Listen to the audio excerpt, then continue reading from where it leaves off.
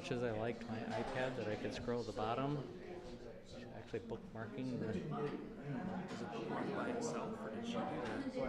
I tried to figure out the bookmarks when I was doing it. Yeah. I never figured it out. So I can go to 8B and boom, it's there.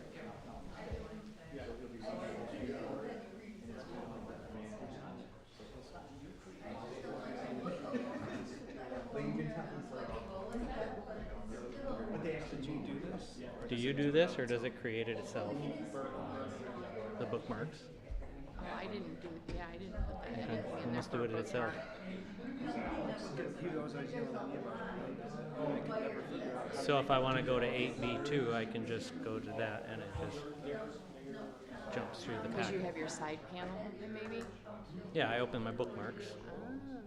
But you didn't actively do something. No, usually you got to assign them, but it probably, because you number everything, it automatically is giving you a bookmark too. Because you used to do it at the top of the page, and I couldn't figure out how to do that. Oh, really? That's okay. Because I thought that automatically did it. Because it assigned it like Both medium right.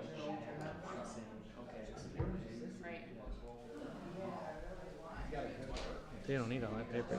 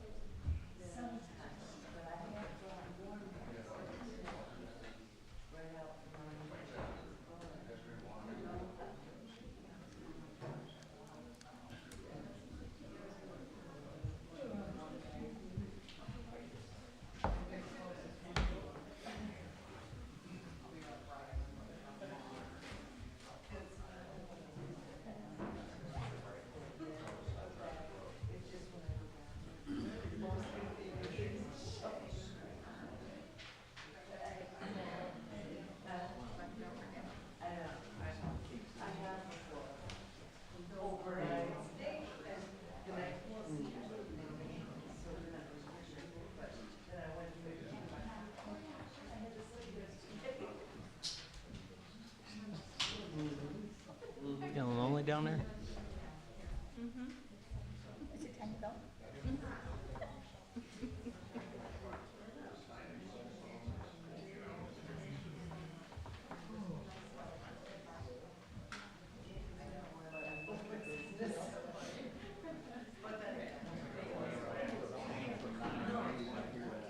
What? Abstains on 9, where do you want to hear that? At 9? Mm-hmm.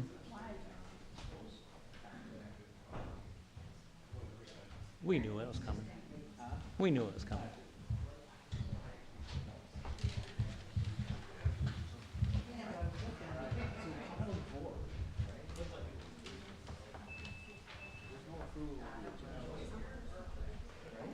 That is the approval of the agenda. Yep.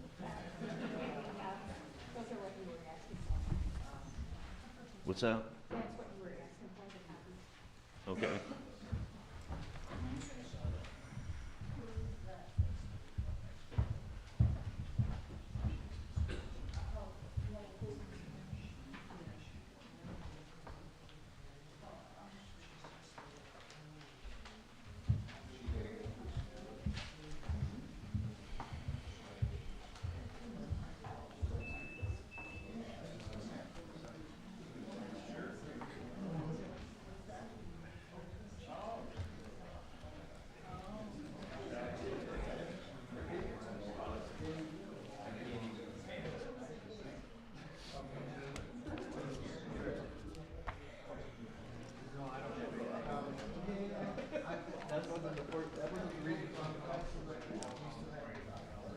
What?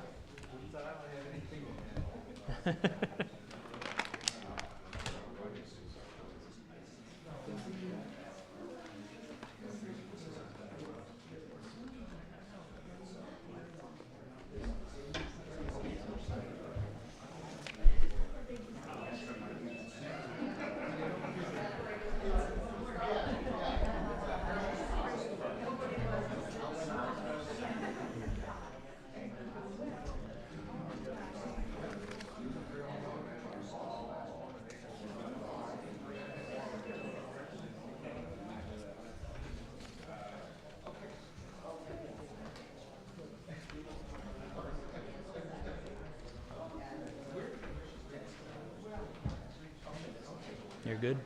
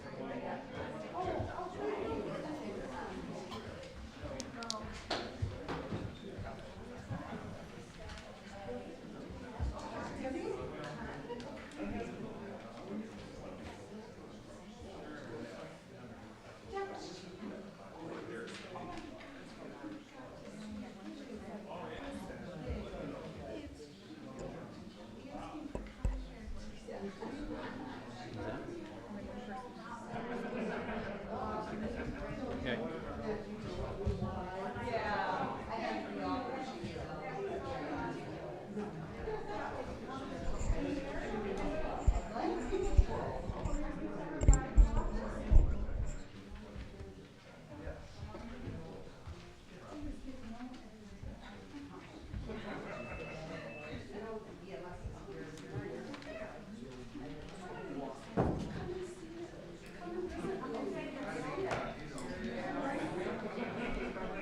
Okay, it's 6:30. Call the regular meeting Howell Township to order.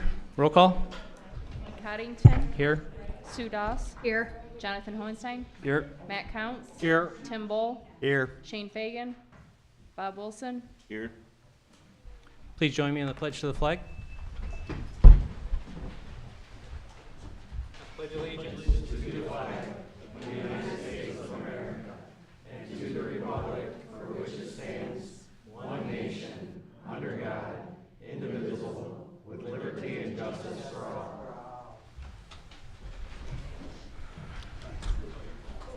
Call to the board. Is there a motion to approve the agenda? Motion to approve the agenda. We do need to add one item. Okay. We need to add, I think, 8J, the resignation of Shane Fagan from the Township Board. Motion to approve with the amendments. Support?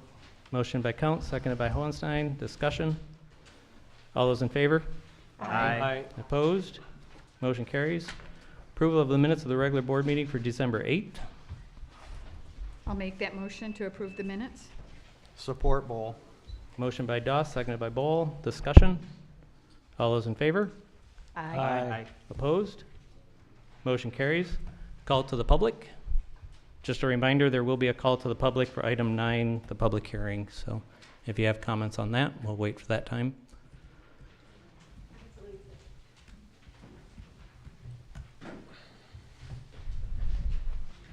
Hello. Kristen Dennison, 7196 Manor Lane. Good evening. I'm glad to see that there's a discussion about updating and reviewing the entire ordinance book. As I've been combing through it the past few months, there have been some issues I've encountered that I'd like to point out to you now for you to address in this process. At least I kind of assume that's what that agenda item is. So if it's not, I guess just make this note for future reference. First, in section 20.02 and 03, the developments that do and do not require site plan approval, the RT district is just completely missing. I think it's crucial to add it into 20.02.A, all principal and special uses and their accessory uses in the following districts, and it lists like all the districts, but RT is just not on there. Second, it is very unclear what the practical distinction is between industrial and industrial flex districts. The master plan mentions industrial zoning should be buffered from residential zoning by lower impact districts, such as IF. But when you look at the permitted uses and the ordinance language and standards, there's hardly any distinction between the uses and the potential impacts allowed in those districts. Not only is there a fair amount of overlap in the permitted uses, the setback and lot coverage requirement differences are negligible. But perhaps the most alarming is the fact that they have identical noise limits of 70 decibels 24 hours a day, which is insanely loud. There is virtually nothing in this district's ordinance language to suggest it is remotely compatible as a buffer zone next to residential property, as both the master plan and the district's purpose suggests it ought to be. So I think it's imperative to do a major revision of the IF district to ensure that the uses and standards truly are compatible being next to residential properties and that they're genuinely lower impact than just general industrial. This ambiguity and the negligible difference between the two districts is precisely the source of conflict with the rezoning application before you later tonight, which I will discuss later. Another issue that's been raised is how agricultural residential zoning allows housing developments on relatively small lots of only 1 acre. Folks, including board members, were concerned that in lieu of a data center, we might see 1,000 single-family homes on that parcel. The master plan actually recommends increasing the minimum lot size in AR to at least 2 acres. So I'd encourage you to consider going even further and following Cohocta standards of a 10-acre minimum. But at any rate, if this board is serious about preserving the community's rural character and is interested in proactively mitigating the community's concerns about huge amounts of housing in the not too distant future, I think revising this minimum would go a long way to bring the ordinances in alignment with the goals of the master plan. And lastly, the current penalty for violating an ordinance is only $500, which might be adequate for just the average homeowner, for sure. But even if citations were issued daily for many large corporations, these violations are merely the cost of doing business. I'd encourage you to consider beefing those penalties up in a way that ensures our corporate neighbors are truly held accountable the same way the average homeowner is. Maybe some sort of tiered fee schedule based on the type of property owner might be one way to accomplish this. I'm sure there's other ideas. That's all. Thank you. Thank you.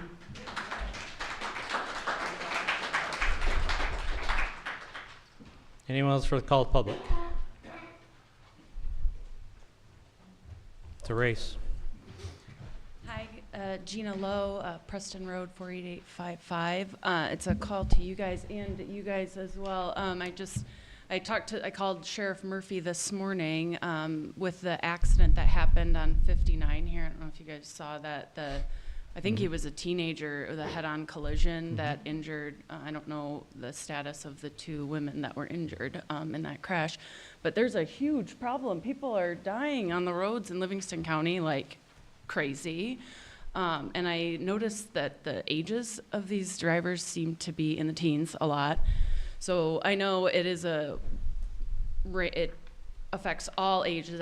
It's a driver issue in Livingston County as a whole, but the teen issue, at least, the parents, we can have parents get to the teens a little bit. So my idea is, sorry, long-winded, we got to figure something out, kind of like Mothers Against Drunk Driving. I don't know if anybody has any ideas on how we can address this driving issue in Livingston County.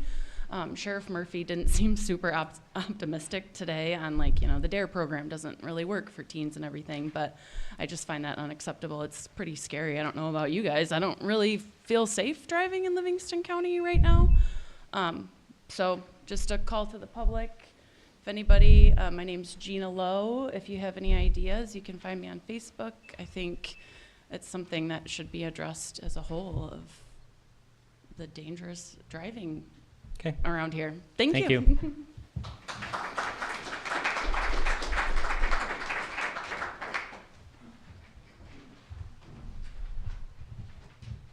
Good evening, everyone. My name is Todd Kosikevich. I live at 6205 Raditz Road, southwest corner of Cockta Township, about 1.75 miles from the paused proposed data center site.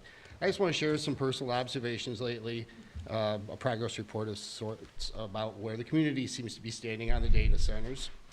Community still does not seem to want data centers. I know that's not a big surprise, but I promised myself I would stand up here and make sure everybody understands that nobody's backing down or anything like that. Yeah, no one's wearing down, no one's giving up. There's a lot of energy behind the opposition right now, which is a good thing, because when you stop fighting, you start losing, and there's far too much to lose. And this has also been shown, I've noticed, the connections between the different townships and various issues. Howell Township, Cohocton Township, Conway Township, Iosco, data centers, solar farms, ITC power line expansion. It's all bringing the communities together for a reason, and that reason is no one wants to see irreplaceable farmland lost. No one wants water poisoned or depleted. No one wants to lose property value. I have been encouraged by seeing some board members on township levels and county levels actually speaking out on their own personal opposition of data centers at public meetings. That's been pretty cool. So anyhow, once again, we ask that we all work together to save the rural character, agricultural land, and the quality of life of our area. We can set an example for other communities that are in the same fight and will be in the same fight. I appreciate your time. Thank you very much. Thank you.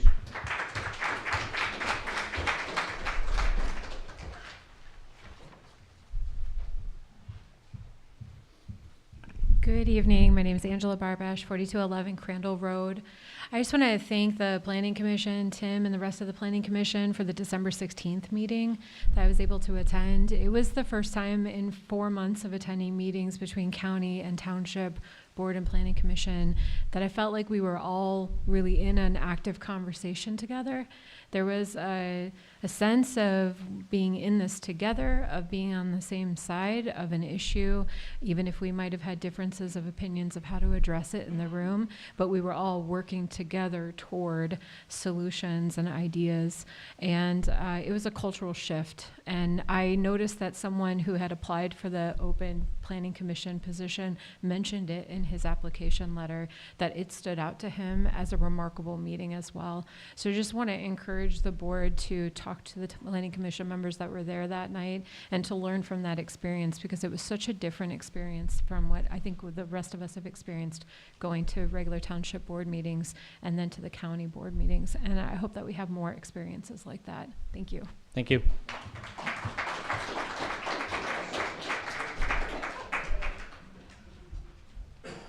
Anyone else for call to the public? Seeing none, we'll move to unfinished business. Resident Research Committee update. That is truly just an update, providing the board with the information that the committee provided to meet our requirements. Any questions on that? IT services. So Teresa from the office, Matt and myself have been going through what our needs are, and we did put out the bid for IT services. What you have on the sheet in front of you is what we got back, and so we need to kind of have a discussion on how we want to move forward.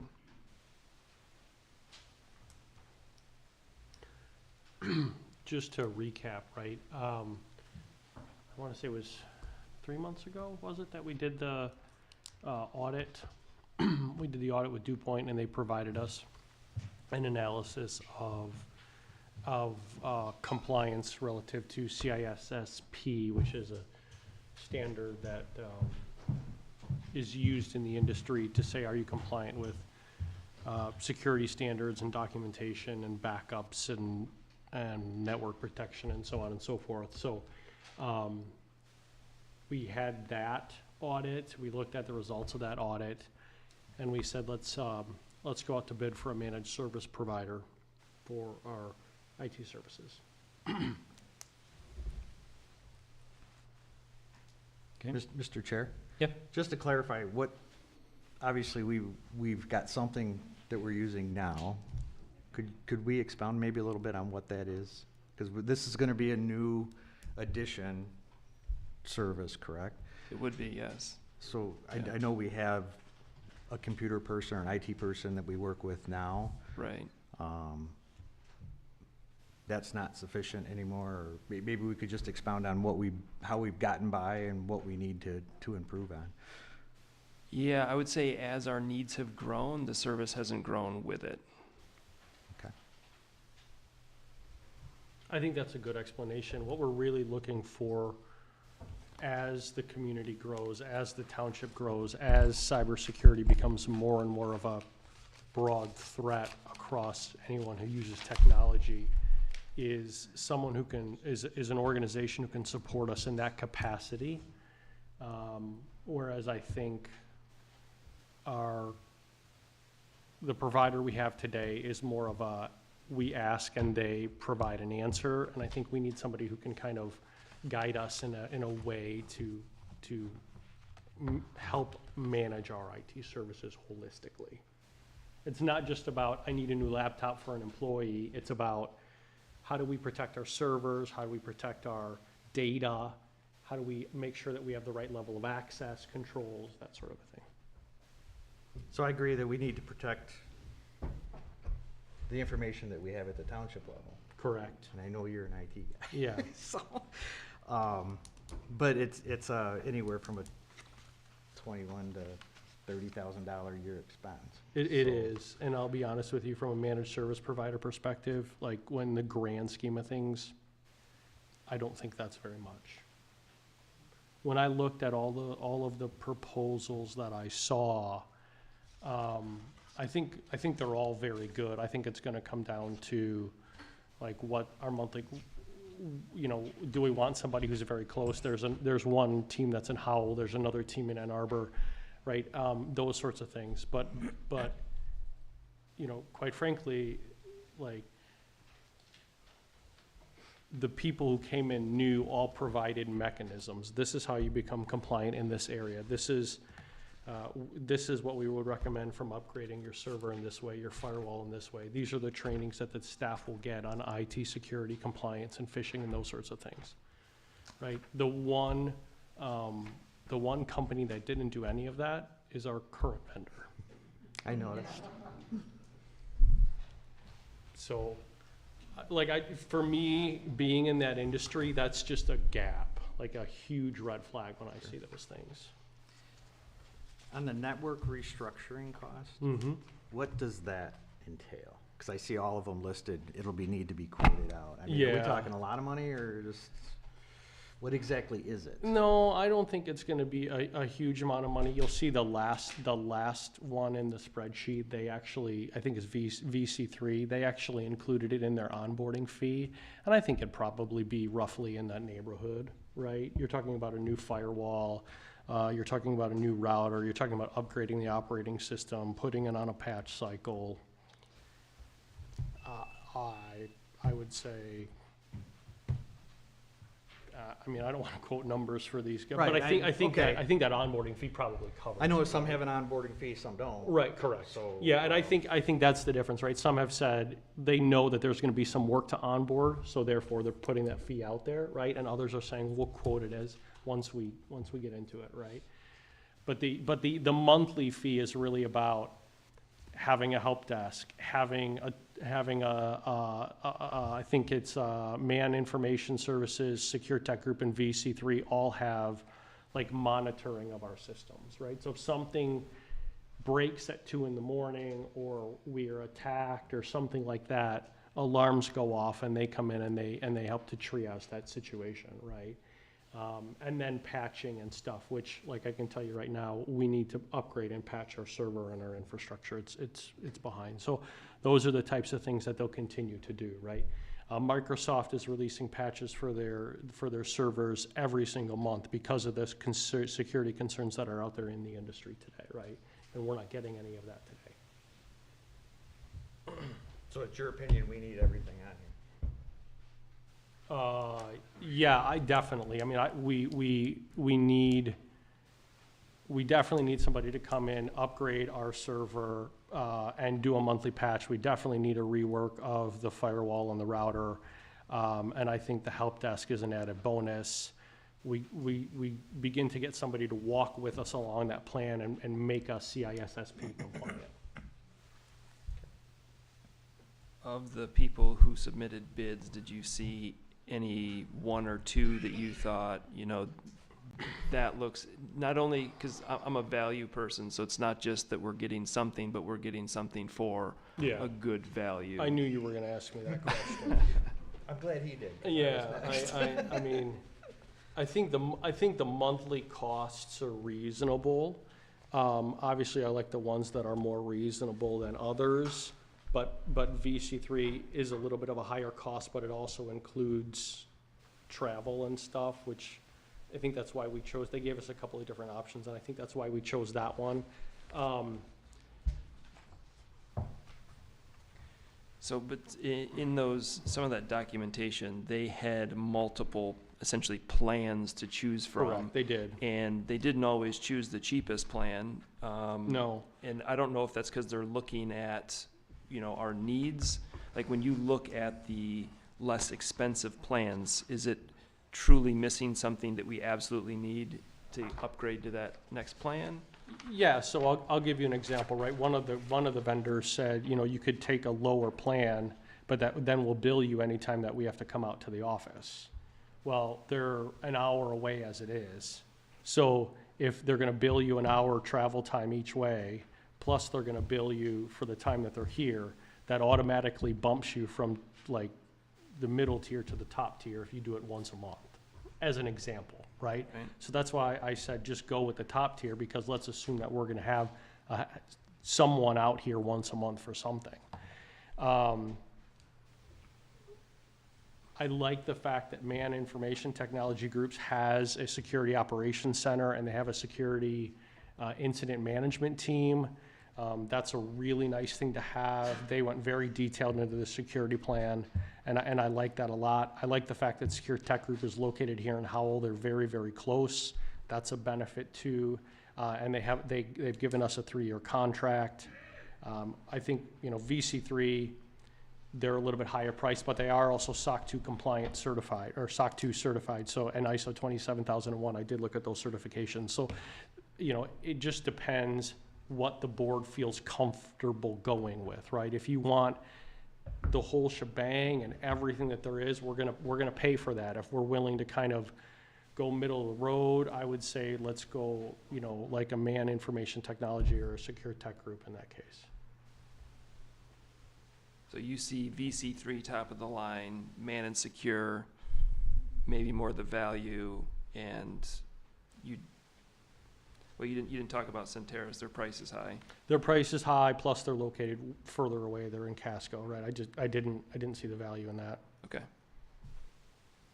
So I like that Man it includes a new router and firewall. They don't have an onboarding fee. Their monthly charges,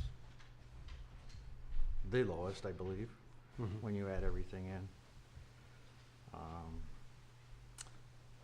Their cybersecurity is included free. Also, one of their references is Green Oak Township. I did call them, and they say that they're pretty happy with Man, and that Man works pretty closely with, who's our township insurance? Is it MMRA? Yes. That Man works closely with them. They had an incident, so that worked out well. So. Yeah, I mean, I looked at all the references, Man, Secure Tech Group, BC3, they all have references in Livingston County, which I think is good for us, right? So,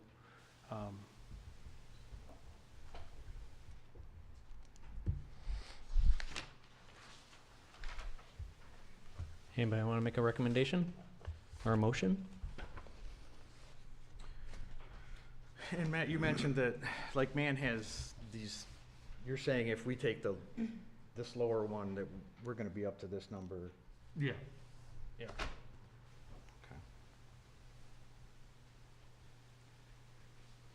Okay. Can I see that? Yeah.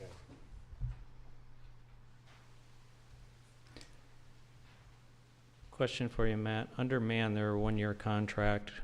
Secure Tech is 3. Under that 1 year, could we do that top tier?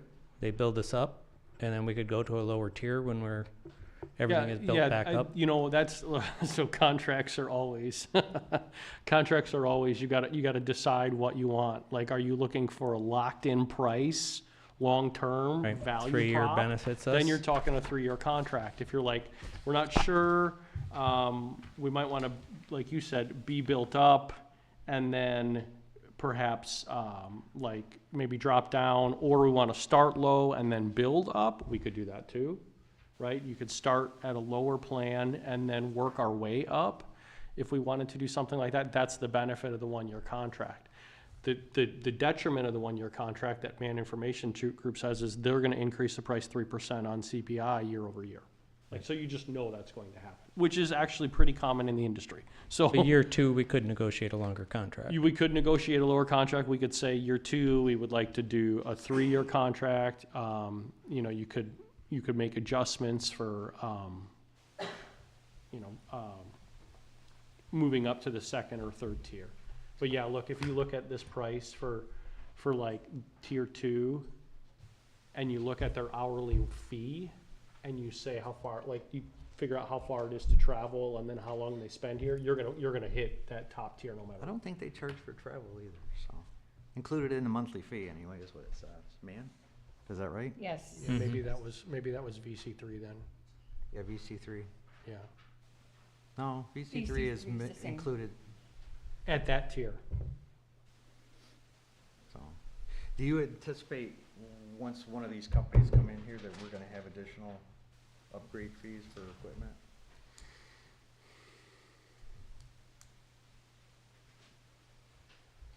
No, I mean, because this one, the Man Technology Group is a new router and a new firewall, and I think that's fine. They do not include new equipment for like printers and copiers and things like that, and we will have to pay for laptops, but we pay for that today.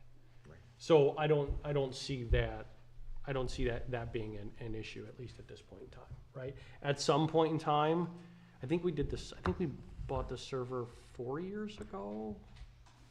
At some point in time, we will have to upgrade the server, right? And by then, I would almost just say, let's go cloud, right?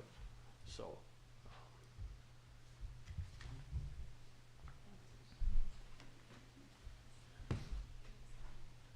So I'm hearing that Tim likes man. I'm hearing that you don't have, man seems good in your book. Man is fine by me. I mean, I don't, yeah, I wouldn't prefer to be like, use this person, because I think everybody's looking at me and they're all kind of like, VC3 is like, it's gonna, you know, that's basically you're paying for everything and you're kind of a little bit more hands-off, not, you know, man and secure tech are more the value prop, I think. Okay, so in the bid, we have 3 tiers. They've checked the middle tier. Concerns with going with the lowest tier.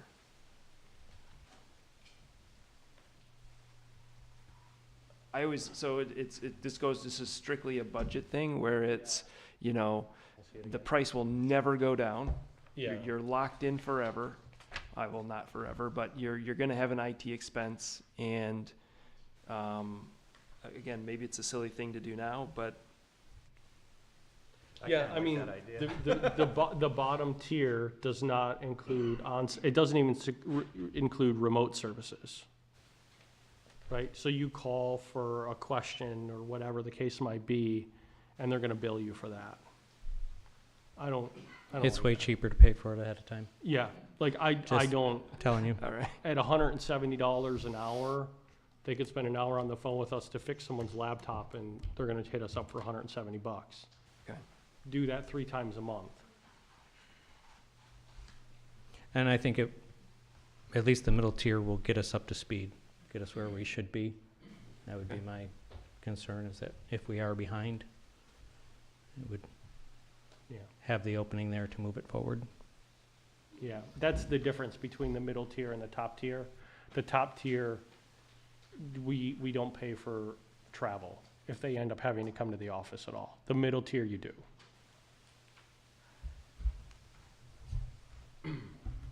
So that, I'm fine with either one, but we just need to recognize if they have to come here outside of the onboarding, I would assume that they would end up charging us for that.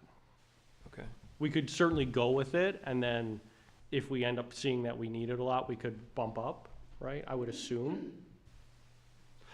I just know that in general, we're a low IT need Mm-hmm.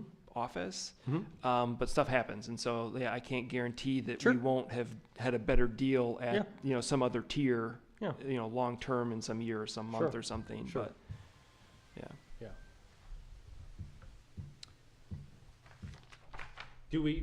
Let me ask you this question. Do we have our current, do they come on site at all?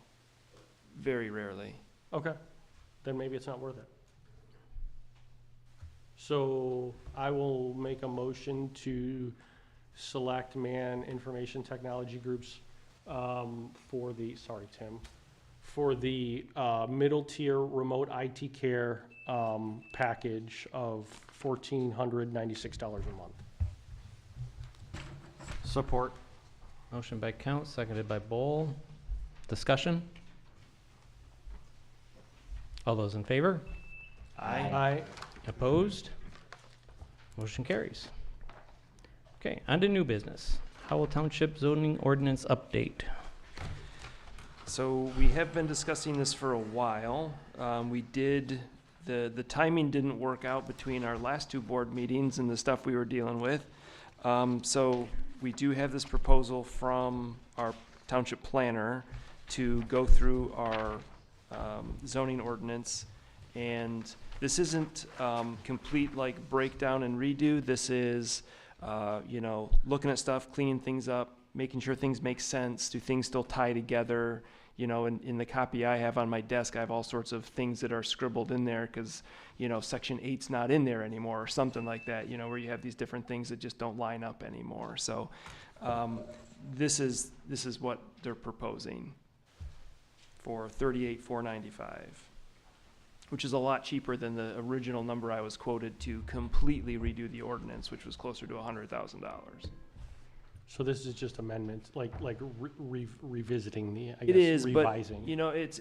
we have a lot of other things. I mean, Kristen brought some stuff up tonight, and that's the sort of stuff that is easily caught by this sort of stuff, where, at least some of it, maybe not all of it, but, the planning commission has an opportunity to look at stuff and, make sure stuff still makes sense. So you are kind of cracking the whole thing open and looking at it. But just to clarify, it's not a total revamp, it's basically just going through ours and cleaning it up. Well, but it's going to catch some stuff, and it would be up to the planning commission if they notice other things that need to be addressed, absolutely. But Okay. this is not a complete, like, tear down, start over, And something like that would be up in the 100,000 range. yes, This is a remodel, this is not a rebuild of the, right, like adding an addition on. right. Okay. But it's also a lot faster, because the complete redo, Paul was estimating probably around 2 years. So my original concern, if it was to be a redo, is that we only had one bid, but We only had one one bid for it. Oh, But if, as you're explaining it, I mean, on one hand, that Carlisle Wortman would be the best person to do it because they're familiar with our ordinance. And I think at this point, we're gonna have a lot of eyes on it. So we'll have plenty of opportunity to change some things if they need to be. You think there might be a lot of people attend those sessions? Is that what you're saying, Tim? I think there will be a lot of things picked out, which needs to be, right? It Yeah, needs to be. exactly. The more eyes, the better. Okay, motion to approve proposal from Carlisle Wortman for zoning ordinance updates as presented. support. Motion by Count, second by Hohenstein. Discussion? All those in favor? Aye. Opposed? Motion carries. Fowlerville School Tax Collection Agreement. So the next three items, you'll remember, we do this every year, where we approve to collect the summer tax for the schools. They do pay for it, and they did increase it. Ever since I've been here, it's been $3 a parcel. They did increase it to $4 a parcel, so that is the one change you'll notice in the agreements. Do we have to do these by resolution? We don't, no, we have to do it we can do it by motion. Move approval, Fowlerville Community Schools, summer tax collection. Support. Motion by Count, second by Hohenstein. Discussion? All those in favor? Aye. Opposed? Motion carries. LESA Tax Collection Agreement. Same thing, right, Jonathan? Same concept? Yes. Move approval of Livingston Educational Services Agency summer tax collection. Support. Motion by Count, seconded by Doss. Discussion? All those in favor? Aye. Opposed? Motion carries. Howell Schools Tax Collection Agreement. Move approval, Howell Schools tax collection, summer tax collection for 2026. Support. Motion by Count, second by Hohenstein. Discussion? All those in favor? Aye. Opposed? Motion carries. Move on to resignation of Mike Newstead from the Planning Commission. I will accept Mike Newstead's resignation from the Planning Commission. Support. Motion by Count, seconded by Doss. Discussion? I would like to thank Mike for all he's put in. He's been on a lot of different boards for the township, put in a lot of time, and that's not always an easy thing, and it does take up a lot of time in people's personal lives. So, I extend my gratitude to Mike for all that he's put into the township. Is he here tonight? He is not. didn't see I haven't seen him. Yeah, I would like to second that, Jonathan. I served with him on the township board and then on the planning commission as well. As he definitely put a lot of thought and preparation into the roles that he was in, and he'll certainly be missed. I agree with all of it. All right. If that's all the discussion, is there a motion to accept the resignation of Mike Newstead? I'm sorry, we already have a We motion. did. All those in favor? Aye. Aye. Opposed? Motion carries. Sorry about that. Was it not good enough? Huh? Did you want me to say it again? Was it No. not- No, because you're going to scare all these people on the next one. Planning Commission appointment to open seat. So as always, we'll just have you stand up, give a real brief oversight of why you want to do it, and we'll just go through the packet. And Dan, you are up first. I saw Dan. There's Dan. Hi, Dan Benalo. I'm 3531 Warner Road. I did obviously, you know who I am, but I applied last time for the position. So this time, I'm back doing it again. A little more detail in my summary there, but one of the things that really got to me and forced me to do it this time was when I had a discussion with Scott over at the county commission, planning commission, and we talked about the expansion on carving out the data center property there on Grand River in the master plan. And he pretty much told me, because I brought it up to him, I said, you know, Howell Township is starting to look like Novi, and we don't want that here. And he pretty much told me, well, it's coming whether you like it or not. So that's when I kind of said, all right, that's not acceptable. So here I am again.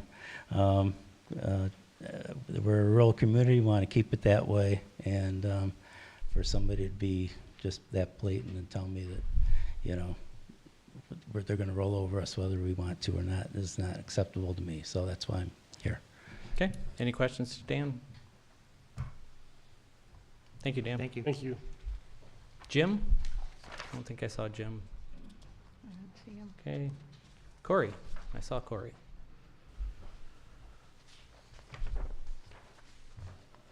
Good evening, Corey Alchin, 800 Sleaford Road. No secret, the reason I ended up here is because of the data center movement discussion project that came along. Thought a lot about that question if somebody were to ask me, is that all it's about, before I submitted my application. One thing I really found myself actually enjoying through that crazy process that I don't think any of us anticipated was working with people here on the board, whether or not we agreed on things, or getting to know people in the community. My wife is, you saw in the letter, she's a teacher in Howell. She led the Spanish immersion program. Like, we're rooted in this town. We're young people that want to be here, want to be part of change, want to be part of something bigger than just ourselves. So, you know, that's why we're here. That's why I'm here. And it's not just a one-hit wonder, but if that were the case, I would not have applied because we would have accomplished what we set to do. So I'm here to give my time continually and, yeah, just try to help with the resources that I have and the skill set that I have to support everybody. So. Okay, thank you. Anybody got questions for Corey? All right, thank you. Jeff? I did not see Jeff. Nope. Okay. So my recommendation is going to be for Corey Alchin. There would be a motion to accept that. I'd make a motion to accept that. Is there support? I will, as long as we add the term ending date of December 31st, 2027. Acceptable to that? Acceptable. All right. Support. Okay. Motion by Bull, second by Hohenstein. Discussion? This does bring up one issue, which is Corey already sits on the Citizen Research Committee. So do you. You're now, if it passes, we'll both be on the Planning Commission. Do we have any issue with that? Do we need to revamp anything? Does anybody need to step away? I think he would have to give up his co-chair position on the committee, I would believe, according to the attorney's letter, correct? That wasn't the attorney's letter that was submitted. That was their letter that was submitted. The attorney was discussing with them to make sure that they either had to make some changes to comply with the Open Meetings Act or not, and they decided to go the road to not comply with the Open Meetings Act. So that was the discussion between the attorney. But there needed to be a separation from the committee to the planning commission. Yeah, he can't be the chair, right? Right. And that very So, I well mean, he could be in an advisory capacity, right? I mean, just like I am or Bob is. But I don't think he could continue on as the co-chair of the committee. But I mean, is that acceptable to Corey? Yeah. Okay. If that, I mean, we can work that out, I'm sure, but. That's fine.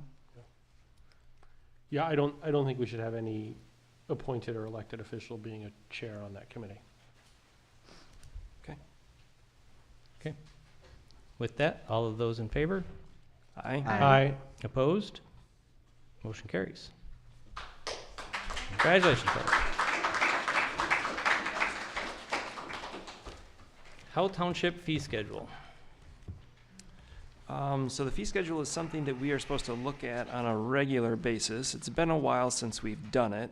And as I was looking at it, I was going through and trying to organize it so it made sense to my brain, which doesn't necessarily mean it makes sense to everyone else's. But the top one is the one that I have reorganized. The bottom one is the current existing fee schedule. Carol in the office did point out we have one misspelling, but the other things that are highlighted in yellow are actually changes, and I kind of want to go through the changes so at least you understand why I changed it. So under the residential land use permits, there's always been a fee to amend your land use permit. Most of the changes that people, when they come in, they file something, they take it to the county building department, something's missing, they need to tweak it a little bit. We've never charged them to, re-review that, stamp their stuff and send them on their way.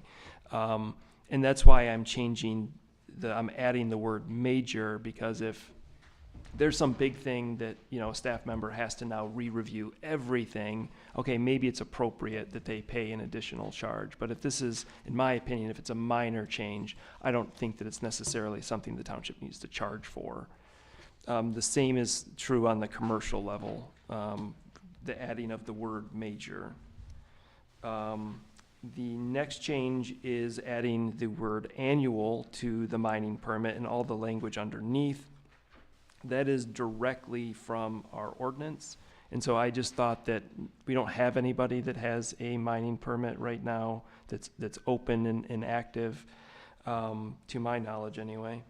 But these are all the things that they would need to do should they want to get a permit. We've heard from people that do want to open. We have some closed gravel pits. We've heard from people that maybe want to start these things back up. And I think we need to make sure that it's clear what those costs are as much as we can. And so that's why I added that information. On the second page under land division, Brent is requesting that we increase the fee from $50 for a combination or redistribution to $100. Under the Planning Commission, I have added an amendment to an approved site plan. This item does not currently exist on our fee schedule. I am estimating the cost to be about $350 based on Paul's. We've had a few of these come through. And so this is about what Paul's review cost.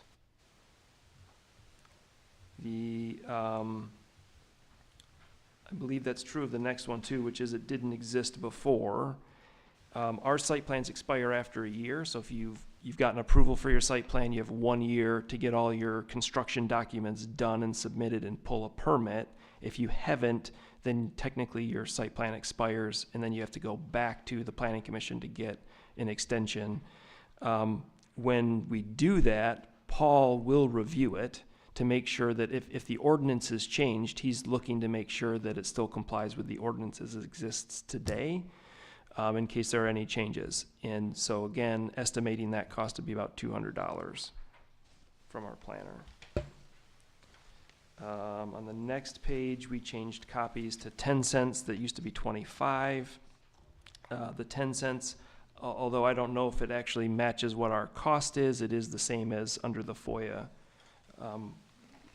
requirements. And then we changed a CD to a thumb drive, and based on what we can get thumb drives for currently, we can get them for $4 a piece. So there are a few things at the bottom that I say we removed. We did remove faxes. We removed printed zoning books that can be found online now. And we removed the aerial photography digital disc. To my knowledge, we haven't gotten one since I've been here. So those are the changes that we're recommending, unless there's something else that anyone sees they'd like changed. Thoughts? Jonathan, at the Planning Commission, we discussed the special use excess charges that we had last year? We Yep. were talking about maybe making an addition or a change to that. So it really was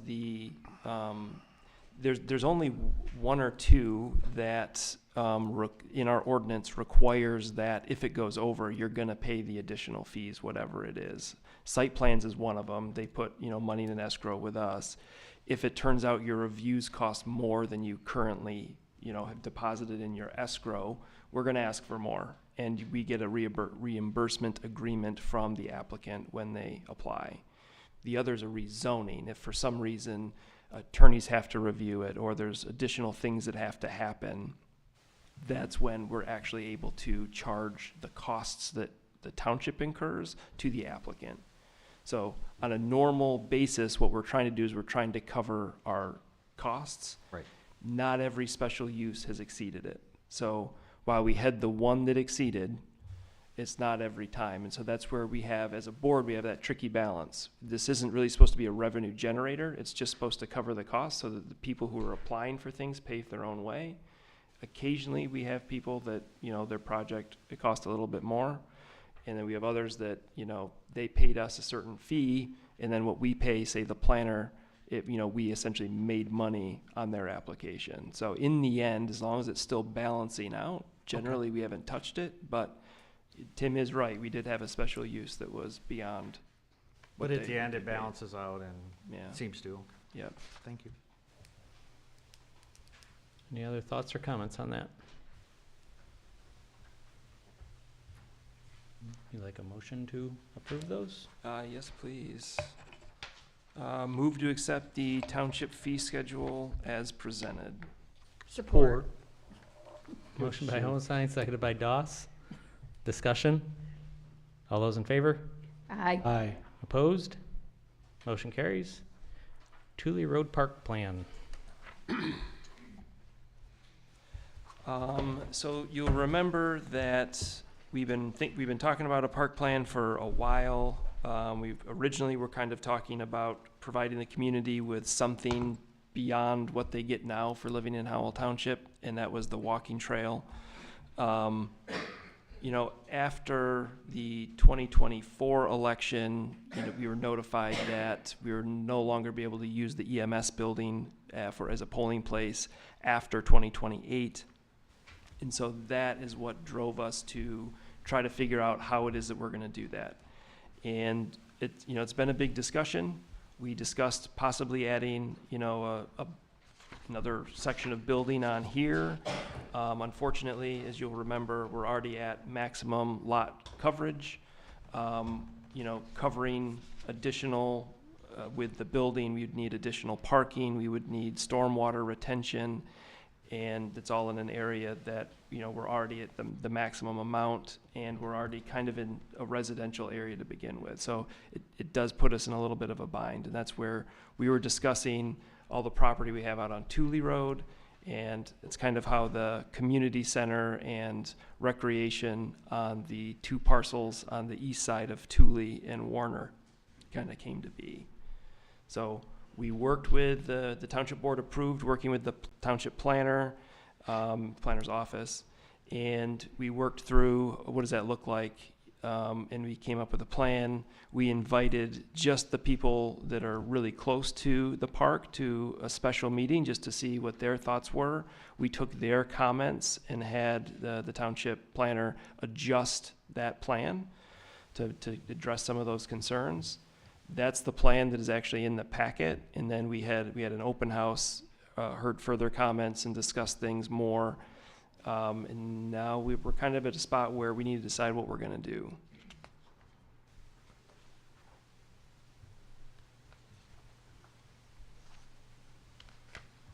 Thoughts?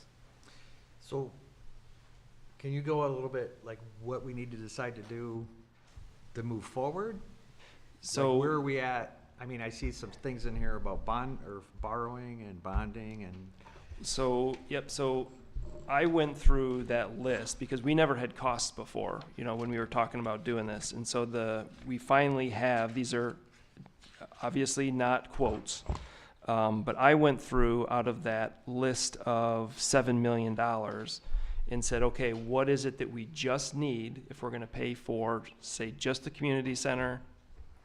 We're gonna, obviously you need parking with that. Obviously, if you're gonna grade part of the site, you might as well grade everything now. So grading, you're gonna need stormwater, so if you're gonna do stormwater, you do it all now. So of all those things that are absolutely must builds, if you're gonna build this community center, it's just over $4 million.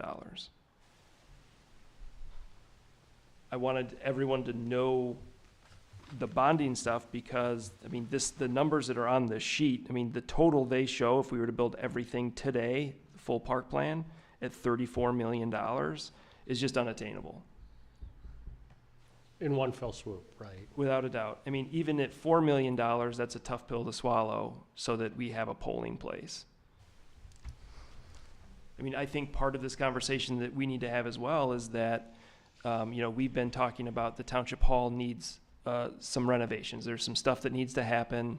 And as we worked through that process, originally I think the number was like around 200,000 to something to do everything that was on our list. And then, you know, we got the architect to do the drawings and we worked through that and he gave us a rough number and it was 4 something. And so when you're looking at, let's just say that, I mean, I don't know where numbers are. I don't know if that was a conservative number or not. But if that's $500,000 on a renovation, the question I have is, does it make more sense to say, all right, we're not going to renovate the Township Hall and get things to the spot where they need to be? We use that $500,000 towards, does that mean it's a new Township Hall that has a big enough wing on it for a larger boardroom? We have people standing up tonight that Sue in the clerk's department in the future could use for polling places. Right, because that is the driver is we need a polling place and we have to control it because I can't get kicked out of another contract and then be scrambling to find another spot.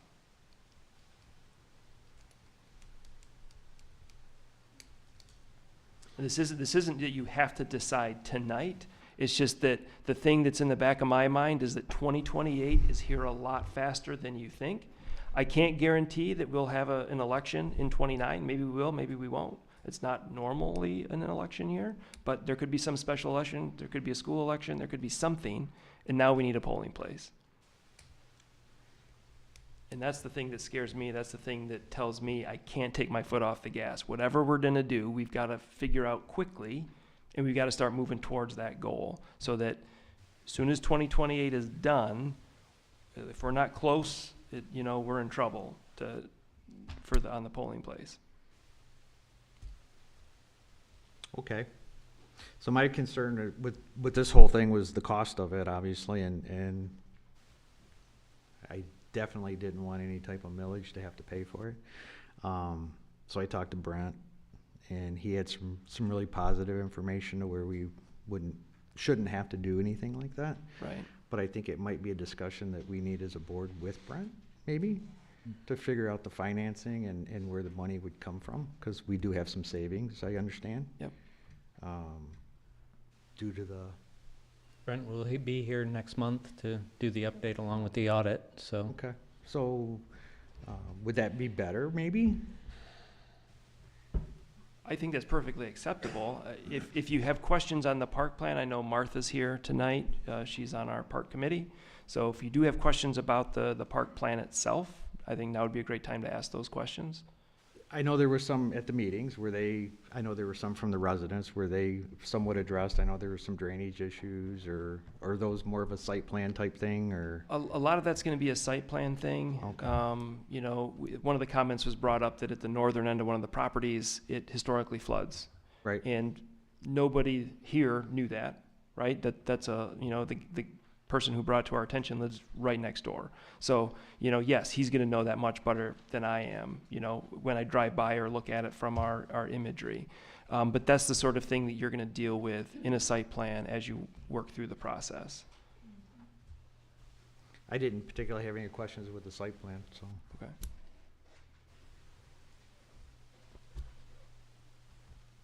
So then, I guess I would move to table further discussion on the park plan and polling place until next month when Brent is in attendance. Support. motion by Hohenstein, seconded by Doss. Discussion? All those in favor? Aye. Aye. Opposed? Motion carries. FOIA appeal determination from Meg Mahofer.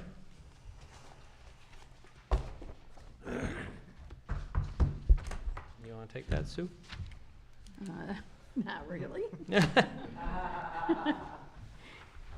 She's appealing the cost, as you see in there. Our estimates were close, and as we told her, it was estimates. So now when it got done, she refused. She said it was too much. We had given her the chance to rewrite a couple of her FOIAs because they were very close and similar.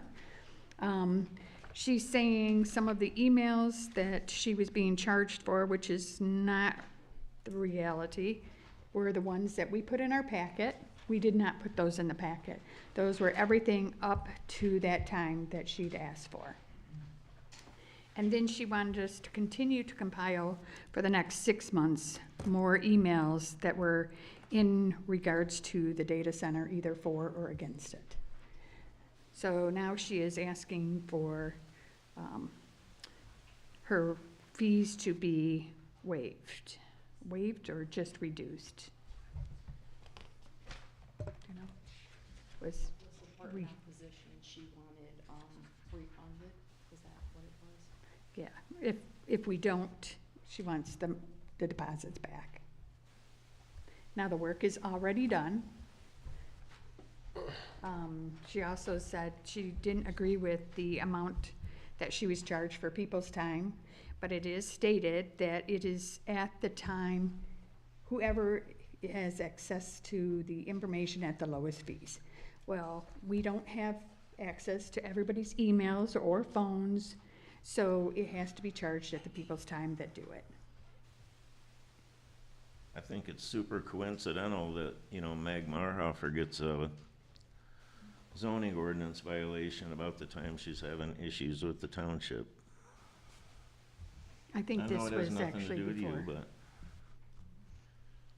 Yeah, I'm not sure what that has to do with it, but, so, okay, so just so I'm clear, Mrs. Marhofer submitted a FOIA request, Four. submitted four Four. FOIA requests. We provided estimates. She paid those estimates. We processed it, said, oh, it took a lot longer than we thought. Here's the actual cost. Mhm. She refused the actual cost, doesn't have the FOIA information. No. Then she appealed, and I see there's a letter in here dated January 8th where the determination was that the appeal was, everything was upheld By the attorney. by the Mhm. attorney, right? And so now she's appealing to us. Is that right? No, the attorney's appeal came, we sent that on when she sent us her appeal. So the attorney's decision is after that. So the attorney reviewed the work they did with her request and the appeal. Does that make sense? Right, but my question is I don't know, is Ms. Marhofer here? no. No. Okay, so, we've already sent out a letter saying that the fees are upheld.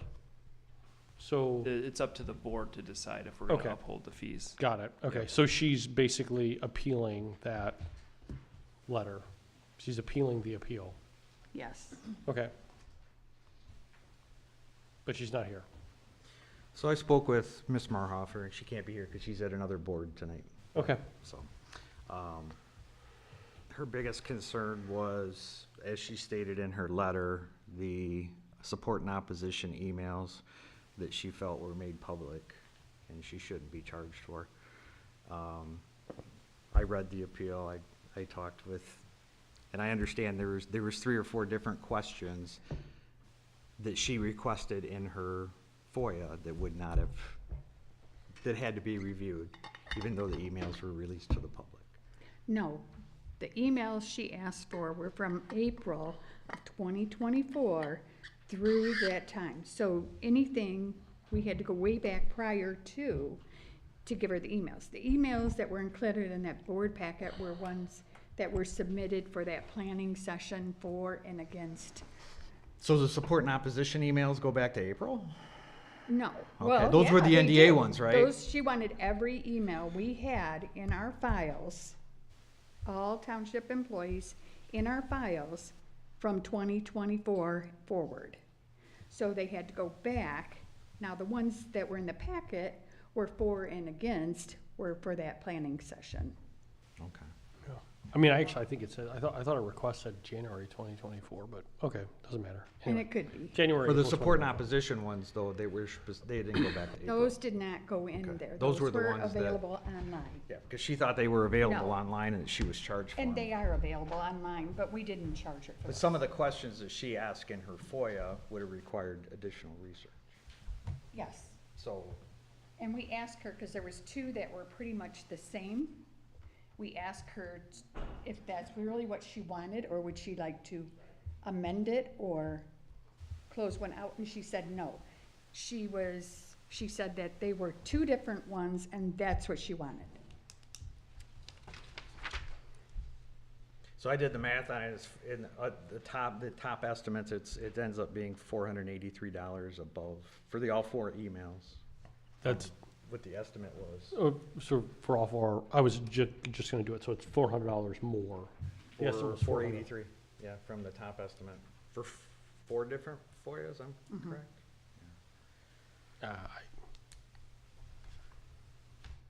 Okay. I just think it's too hard to estimate how much, how much time it's gonna take. They get a FOIA in, they have to try to guess how many hours it's gonna take everybody to look through their stuff. So, it's a good faith estimate that they make, and then they request a deposit is it 50% of that, Sue? Yes. It's 50% of it, and that's what they pay. They're just paying 50% of what their estimate is. And then they pay that deposit, and then the work starts. Then people go look through, they're given these FOIAs, we all are, go look through your records to see if you have anything that complies with this FOIA. So you spend township time looking through your stuff for someone else. And so that's where the time comes in. Yes, they are public records, but it takes time for people to review to make sure that, because we have to, if it complies, we have to release it. So it does take time to look at these things and make sure that we're releasing everything that we need to under their request. So it's a little frustrating for me that, okay, it's a good faith estimate, it is what it is, we're kind of poking in the dark, guessing. They say, yes, go do the work gets done, and then some of the things that are being claimed in here aren't accurate, and she can't even know if they're accurate because she hasn't even provided that information yet, right? She's claiming that Sue is charging, the township is charging her for documents that actually They're not. she wasn't gonna be charged for. Right. Because those are already public, they're already on our website, we don't charge for that stuff, we tell people where they are, and we say, hey, if these things are already there, you can go get them. So they're not charged for. So I get a little frustrated because it takes the township at large's money to pay people to go look through this stuff for someone's FOIA, and then they see that the bill's higher, and I get it, that can be frustrating on their part. They thought it was gonna be $200 and it's $400. That, I know that's not great, but you asked for this information. So it's a little hard for me to spend township money at large to get people to do this, and then they not wanna pay the fees. Would it be better to get better at, estimating what they're gonna cost? Maybe tell them double what you think, you know what I mean? And then it'd always be less. Well, they say also you have to give them a true and honest estimate to the best you can. So then how do you, because I did talk to another clerk, and she said she gives them this outrageous fees because it's like, it's gonna take a lot of work. She knows that. Mm-hmm. How do you estimate that? Which we did sit down, Jonathan and I and Tanya. I said, I don't even know how to estimate this. How much time is it really gonna take for all these? Right. Well, you're relatively new in the past few years, we haven't had a big, huge rush of these things, and, we lack, knowledge on how long it's gonna take to dig all this crap up, you know what I mean?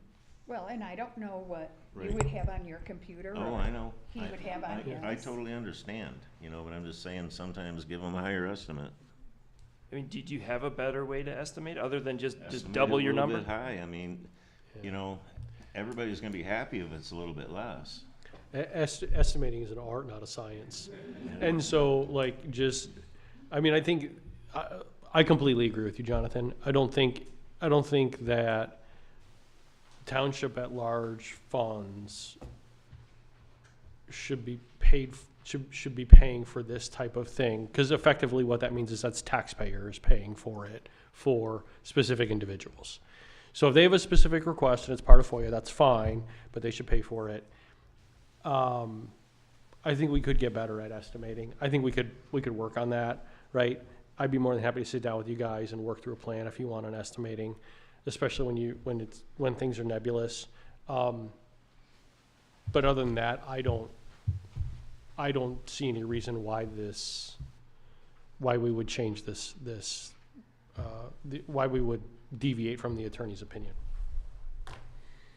Okay. It's your pleasure. I will make a motion to adopt the township attorney's recommendation as to Ms. Marshofer's appeal, and to authorize the supervisor to sign the appeal determination and certificate on behalf of the township. Support. Motion by Hohenstein, second by Doss. Discussion? All those in favor? Aye. Aye. Opposed? I oppose. Motion carries. Move on to new business J, Shane Fagden's resignation. You all have a copy of that on your desk. We just received this today, that's why it's on your desk and it was not in the packet or on the agenda. Move to accept the resignation of Shane Fagan from the township board as presented. Support. Motion by Hohenstein, seconded by Doss. Discussion? Any particular reason? Did anyone talk to Shane?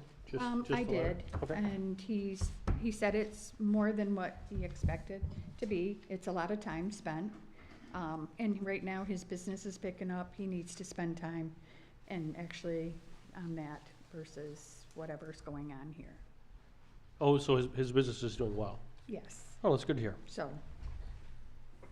Okay. Any other discussion? All those in favor? Aye. Opposed? Motion carries. Well, the public hearing. Is there a motion to open the public hearing for William McCurry for a rezoning of two parcels? I'll make that motion. Support. Motion by Doss, second by Hohenstein. Discussion? All those in favor? Aye. Aye. Opposed? Motion carries. You got anything on this, or you want to go directly to Mr. McCreary? I mean, I can kind of do a brief overview. It's kind of already in your packet. Ms. McCreary filed an application to rezone 2 pieces of property on Tooley Road. You have the planner's report and the minutes from the Township Planning Commission. You also have the Livingston County Planning Department's minutes and report. And so the third and final step is to come before the Township Board for a decision on the rezoning. Okay. Mr. McCurry, got anything to add? I do, thank you. All right. I brought some packets, if I could hand those out to you, would that be appropriate? Sure. Thank you. A lot of this you know and have seen.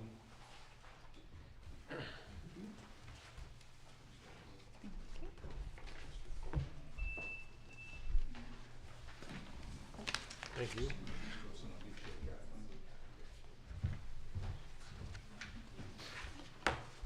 Bill? He can just have mine. I'm gonna have this too. Yeah. All right. Thank you. My name is Bill McCurry. I am here on the proposed rezoning of the 2 parcels of property. What I did was I gave you kind of a packet. Most of these things I actually took off of your website, and I put a key on the front so that you can, when I talk about particular things, you can go to those areas. And they're not in any particular order. So what I'd like to talk about first is the 7-acre parcel at the corner of Tooley and Popple that is presently zoned RSC, the Regional Service Commercial, and that's on tab 6 of what I gave you. And essentially that section 10.02A talks about what types of uses and at the Planning Commission, I know Ms. Ball was there at the Planning Commission, the rest of you weren't. Essentially, it is what I call kind of a high-impact uses. It anticipates things like Targets, malls, things like that. It's a pretty inclusive zoning district. Then I'd like to point out to you the next parcel that I'm talking about, which is the 10-acre parcel that's right next door to that, and that's presently zoned AR, which is agricultural residential, and that's on tab 5 is what your ordinance is there. And I'd like to point out to you on section 4.01 in your ordinance for the agricultural residential, and we talked about this a little bit at the County Planning Commission, where the recommendation was to grant these rezonings. And in that section, it talks about that the anticipation in keeping the agricultural residential has to do with whether or not there's municipal water or sewer. And there was a question at the county planning as to whether or not that was available. Actually, water and sewer is at the road for that particular piece of property. Both of the pieces of property have municipal water and sewer at the road. So I think that that is something that would favor not keeping that agricultural residential, but turning that into the flex industrial or industrial flex that I'm asking for. If you go to tab number 4, that's actually the industrial flex zoning. And I think it's important as you read through in section 12.01. When you read that over, and I'm going to quote, it says that the reason for that zoning district is to provide flexibility for land uses while being more prescriptive design and quality of the development. In paragraph number 2 of section 12.01, it says that it is the intent of the industrial flex zone to allow development of property that eliminates blighted properties, ensures safe and complementary vehicular and pedestrian circulation patterns, improves environmental quality, and remediates degraded properties, while also providing an attractive transition between residential and non-residential properties. So I was at the Planning Commission, Township Planning, I was at the County Planning Commission, and people got up and spoke. There was one gentleman actually supported it, and I think in your packet, that same person is supporting it today. And a lot of the concerns had to do, if you look at your existing land use, and the property that's to the north and the property that's to the west there is residential in nature. So I think that actually the flex industrial contemplates that transition, if you will, between the residential and the non-residential uses. And I think it goes on and it talks about that transition, and the neighbors were concerned about that. I understand their concern. And I think that actually with the flex industrial, it gives you more of an opportunity to address the adjoining property, the residential property, that transition, if you will. Another thing that was talked about at the meetings was the increased traffic. And if you take a look at under, I think it was section 12.06, A, that also provides that in that flex industrial zoning district, there can only be one driveway per parcel of property. So some people were concerned about over on Popple that I would be coming off that 7-acre parcel onto Popple. Actually, the flex industrial requires that you come onto a main road. So I wouldn't be able to come with flex industrial onto Popple or use Popple in any way. I'd have to come off Thule, and Thule at that location up to Popple is actually paved. I'd also like to point out to you that both of the parcels are, according to tab number 1, they're master planned for flex industrial in your future land use. And there was a concern about the people that had the houses across the street from both of these parcels. It's right over on the airport side of the road. And I included on tab number 2, I think it was, excuse me, I'm sorry, it's on your existing, tab number 3, the existing land use. Those 2 parcels of property are not zoned residential. So those 2 houses there, I believe at this point, are actually non-conforming uses. So as long as people keep using them as residential, that's fine. They can use them as residential, but right now, the zoning that exists today is not residential in nature. So I think that the flex industrial gives you actually, through the site plan process, I think it gives you more of an opportunity, especially from what I have on the 7-acre parcel, It gives you more of an opportunity to address the concerns that the neighbors have about the site distances, the buffering, the noise, the congestion, those types of things. And I think that actually when you read the preamble of the Flex Industrial, that's what Flex Industrial is for. It's to buffer between residential and non-residential. And I wanted to point out that the county planner recommended approval of this, and your planners recommended approval of this. So if you have any questions, I'm open for questions. Okay, any questions for? Mr. McCurry, can you raise the microphone so that we can capture your Okay. voice a I'm little sorry. I bit? think he means tip the back. Tilt Tip it up, tip it up. There you go. Oh, Thank a little you. too tall, thank you. So I'm just curious, you're asking for a rezoning based on what is in the master plan. Right. What do you intend to do with the property? I don't know because I don't have the zoning yet. It's gonna depend on whether I get the zoning, what I intend to do. Because right now I've got the residential, or excuse me, I've got the one on the 7 acre. What I do is if I don't get the rezoning, I'm gonna have to do one thing on the 7 acre parcel, which allows the more intensive use. And then on the 10 acre parcel, I'm gonna have to decide what would be the most, what use would be the best for me on that. So I can't tell you what I'm gonna do, because if I don't get the rezoning, that's gonna really change what I can possibly do. Oh, okay, so you don't have any idea? You don't have anything kind of like Well, a, like, I might do this? I mean, and he What I must can- be asking for a I rezoning guess for a reason. here's what I can tell you, what I can best tell you is that I don't plan on having anything to do with the data center. And I think I saw some things on social media.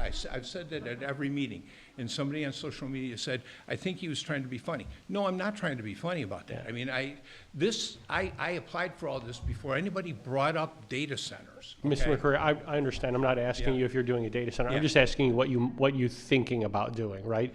Because generally speaking, what happens is we get rezoning requests along with an applicant who says, I want to do this. Right. And that's why I want to do that Okay, rezoning. and at this point, I don't have what I want to do. Okay. I originally, now, I will tell you this, when I bought the 7 acre parcel, one of the things that I had contemplated was mini storage, okay? And that was something that I had contemplated. Okay, audience, can you please be respectful, please? Continue, sir. Thank you. One of the things I had contemplated after I bought the 7 acre parcel on the corner was mini storage. And I paid for a person to come in from Florida. He did a study and he determined that there's a saturation of mini storage in this area. Okay, I think we have more mini storage and car washes than almost any place in the world. So, you know, that kind of brought that to an end. Okay. But it also, what happened is that the 10 acres came up before, and I'd been looking at the 10 acres, and so I thought, okay, there may be something that would be more useful, like with the airport's there, how can you blend something with the airport? You've got industrial that's over on the Grand River and M59 corridor that's over there. How can I blend that in with the things that are already existing? Because you have I-96, which is close by, you've got M59, you've got Grand River, and you've got an airport. And there are a lot of needs that I think that can develop, especially if you have 17 acres that you can look at in doing that, okay? So, you know, my concern is that first of all, I came to a lot of meetings, I heard a lot of things about, you know, people were opposed to something that was not in the master plan, right? So now what we have is in the master plan, your master plan says that this should be the flex industrial. So I'm coming to you and I'm asking you for something that's in your master plan and something you foresaw in the future.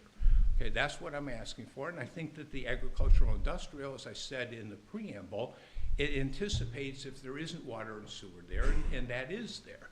And so if you look at it, and one of the reasons I put the existing use map there, because what you have is you have the 7 acres on the corner that's vacant right now, basically flat and vacant. Then you have an agricultural residential.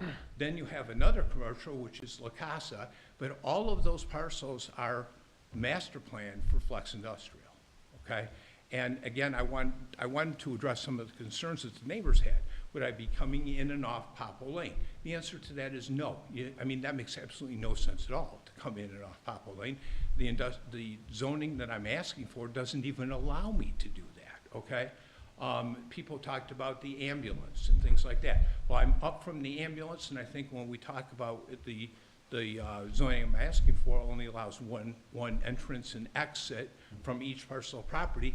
At the most, that's 2, unless I get special land a variance from the planning commission and ultimately from this board.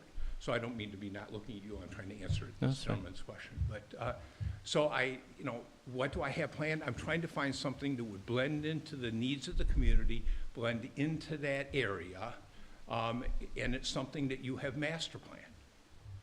Thank you. You're welcome. I hope I answered your question. You did, thank you. Thank you. I have a couple questions. At the Township Planning Commission meeting, you indicated that you want to keep I believe it was the house and the stone structures, but not the barn. Right. Is that still your intent? It is. So what I can tell you is I've gone out and looked at the barn. You can't see it from the road. There's a big barn back there, and I'm talking a big barn. And probably half the roof of the thing is gone. Another corner of it's gone. I don't see any way that you can possibly save that, okay? I just don't, okay? I have been told by my wife that those stone structures that are there on that property, I don't know if you went out and looked at them, they're really pretty cool. And I don't know what they were originally used for. I tried to do some research and determine what they were used for in the past. I don't know what they were used for, but that's something that I would anticipate that whatever use I do, I would try and maintain those, because I think that they add to kind of the way it looks out there and kind of stick with some of the rural nature. And yes, I do anticipate keeping the house, okay? I've had an inspection done on the house. The biggest problem with the house right now is there's a leak in the foundation, okay? I had a person out there for that. I have an estimate to repair that. It might be where there's kind of some storm doors that open up that you can go down into to the basement. It's a Michigan basement there. But the rest of the house appears to be structurally sound. You go on the front porch, there's a crack there. I would anticipate that whatever use I come up with, I would try and find a way to integrate that house into that use, whether that would be an office or something like that. But no, it's not my intention to tear the house down or get rid of that. I don't know where there's kind of a barn that you would park implements in, tractors and things like that that's there. I haven't been in that. I can't tell you what the structural integrity of that is at this point, but my intention right now would be to keep the house and keep those stone structures that are there. So you're requesting to rezone both. Are you intending to combine the properties and have 17 acres to develop versus a 10 and a 7? Because it just, unless the house and the barn are gonna be a standalone thing, because that was my question, is how do you incorporate this into whatever your plan is? I mean, you don't know what you're doing. Right. But, so is your intent to combine them and make it one thing? If I get the rezoning, yes, that's my intention, is to combine them and make them one thing, okay? Okay. I don't know if you're gonna let me do that or not, but that makes the most sense to me. Well, I mean, site plan and rezoning are, as you know, different things. Absolutely. So if you do get the rezoning, then you're submitting a site plan and then asking the commission, if it doesn't somehow meet, then maybe you do have to go get a variance or something, but otherwise it would have to meet the ordinance. Right. So, working through that's a different process, but we won't get into that tonight. And I looked at, I want to tell you, I took time and I went through the ordinances to look at what the setback requirements are, okay? And the setback requirements are different if you have municipal water and sewer. So I've got the municipal water and sewer, so that's there. That shortens some of the setbacks. But again, it depends on what type of thing I'm gonna do. If I don't get the rezoning, okay, then I've got 7 acres on the corner that I'm gonna, I have to develop the property. I mean, I have to do something with it. I can't just, continue to pay taxes. I'm glad to pay you guys taxes, but I don't want to continue to pay taxes on vacant property. I'm going to have to do something with the land, okay? So I have both of the parcels, so now it just to me makes sense to join the 2 parcels, come up with a plan that would encompass all of the 17 acres, and move from there through a site plan process. And if you actually look at what the site plan process is, between the 7-acre parcel and what I can do as a matter of right on the 7-acre parcel, it's actually, you can argue that I'm taking a down zoning from the 7 acres that's on the corner to the industrial flex. Because if you look at what I can do on an industrial flex, it's not as intensive a use in industrial flex as what I can do on the 7 acres with the zoning that I've got on the 7 acres right now. There's a lot more intensive uses that can be done on the 7 acres. I would disagree a little bit, and that's my concern. My concern is the same one that most of the people have here, which is how do you integrate what it is that you want to do in an area that, at least on the backside, I know there's some houses across the street, as you pointed out. Right. They aren't zoned residential any longer, but the houses are still there. People still live in them. But you have the residential around you. I know that our ordinance has buffering issues, so your setbacks might be a little bit of an issue, or at least sucked up by the buffering that you would need to put in place should you get the rezoning and build something. But there are uses in the IFZ that could be just as heavy as anything in the RSC. Right. But if you take a look, and I don't want to be argumentative with you, that's not, but okay. if you take a look at when you go through the site plan, and actually what the preamble, and as I pointed out to you, the preamble in the flex industrial, okay, or industrial flex, I always get that wrong. But if you look at it, the whole intention of that zoning district is to make it more buffering and more of a way for you to deal with the fact that you've got property there. We can't get around the fact that we have property that abuts residential. We've got high density and low density residential that this abuts. I think, and I would argue to you, that I think that the industrial flex gives you much more authority and much more power, okay? And it says in the preamble, it gives you the opportunity to be more prescriptive toward the property in providing that buffering between residential and non-residential property. The struggle is that, let's say that you do everything you say and you move forward, but then you get partway through the process, so you know what, I'm just going to sell this. It's not worth my time, effort, whatever it is. Whatever the reason is, you sell. People that buy it from you can then do anything that is allowed in the IFZ district. And that's where some of the things that are in the IFZ district, I could say pretty easily to say that maybe that's not the spot for this. There are things that are listed in there would be totally fine. And without knowing what you want to do, I don't know where you fit in. But if you were to walk away, then they're allowed to put in it's like, I printed it off here. Contractor building with structures and equipment and material storage yards and buildings for other types of construction. You could do tool and die, machine shops, light assembly, injection molding. So there are things that I could very easily say, I don't think that fits here. Now, I know you didn't do a conditional rezoning, so you didn't go through and say, I absolutely will not do tool and die here, so I can't hold you to that standard, nor the person after you. Right. And so that's where I'm struggling, is that if you were, and it's not that you have to tell us, because I know that the public kind of got aware with the data center, and they told us what they were doing and where they wanted to do it, and that is unusual. Usually they do what you do, which is, I would like this to be rezoned to this, and then later we find out what that is through the site plan process. So people have kind of gotten used to knowing what it is or wanting to know what it is before we normally find out in the process. So I understand some frustration on their part. On my part, the frustration is I can very easily see a thing that I would say no to otherwise. Sure. But, so let me try and answer that in two different ways.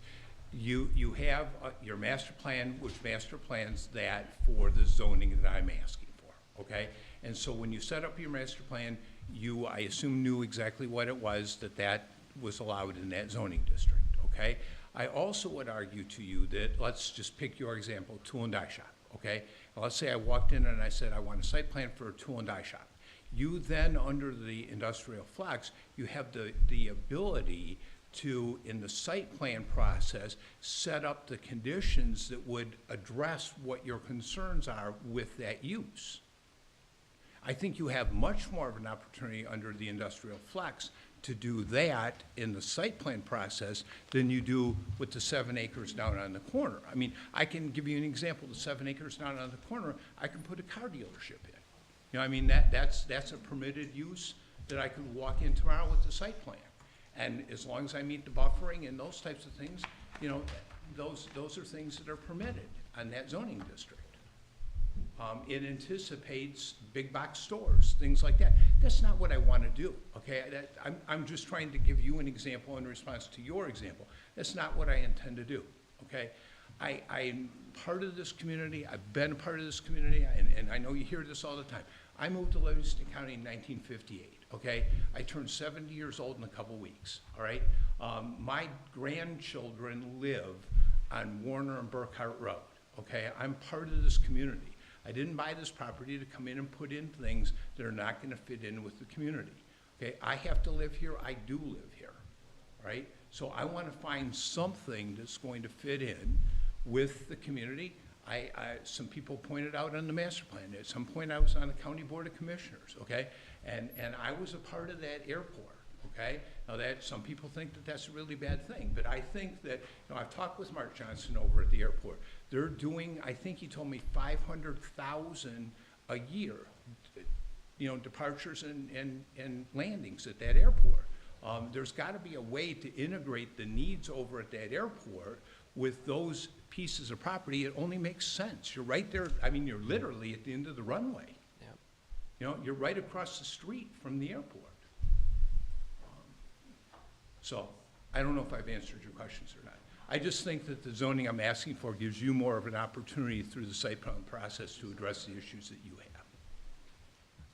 Yeah. Okay, any other questions of Mr. McCurry? Yeah, I think that was all I had.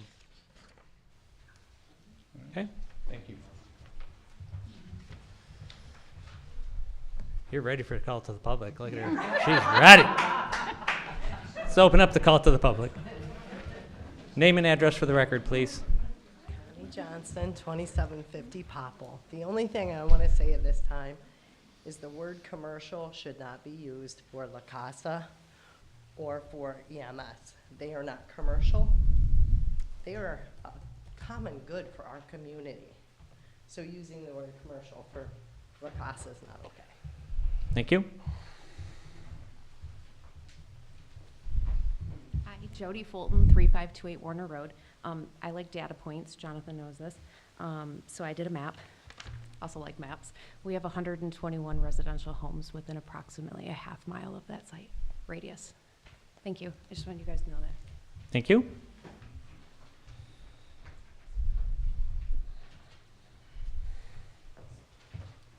Hi, my name is Debbie Manistow. I live at 2330 Lee. I think for me, one of the biggest hurdles is right there at Popple Lane.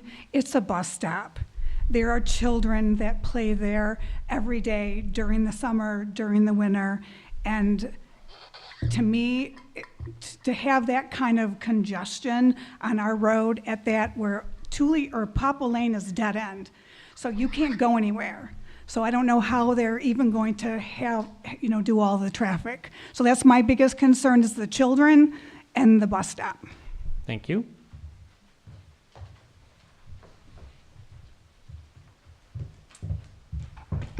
I'm a little shorter. Hello, Babette Schrant, 1920 Thule Road. And I first just want to say that I'd like to thank the board for this opportunity to speak and for your service to the township. My name is Babette Schrant, and I am the president and CEO of La Casa. La Casa serves survivors of domestic violence, child abuse, and sexual violence. 26 marks our 45th anniversary. Yay, we've been around serving the community for 45 years. And our second year in our home for good on Thule Road in Howell Township. Our campus includes our administrative offices, our counseling center, our nationally accredited child advocacy center, and our crisis shelter. We intentionally chose this site for safety, privacy, and healing environment that it offers for both our clients and our staff. I'm here to respectfully express La Casa's opposition to this proposed rezoning of the parcel immediately adjacent to our facility. Survivors of interpersonal violence need predictability, privacy, and calm to heal. The current rezoning aligns with those needs, our current zoning. Rezoning to an industrial flex introduces uncertainty and risk, which we just heard, uncertainty. Increased traffic, noise, lighting, and an unknown future use. Even the potential for incompatible development undermines the sense of safety that survivors are working so hard to rebuild. This is not about opposing development in general. It is about appropriate placement. Industrial flex development next to a residential scale human services campus is truly a mismatch. By supporting our facility, Howell Township has already invested directly and indirectly in a permanent, purpose-built community asset, La Casa, a facility that serves some of La Casa's most vulnerable residents. Zoning decisions are long-term decisions. Once changed, the consequences are hard to undo. We made a permanent commitment to Howell Township, and we are asking for zoning decisions that honor that permanency. As you make your decisions, we ask that you keep in mind that our facility was designed as our forever home. Hundreds of survivors, including children, use this facility every year. Our staff work 24 hours around the clock, providing crisis response and care. La Casa exists because safety, privacy, and dignity matter. We respectfully ask you to protect those same values in your decisions and maintain the current zoning status for the parcel adjacent, immediately next to our facility. And again, thank you for your service and thank you for your partnership with La Casa. Thank you.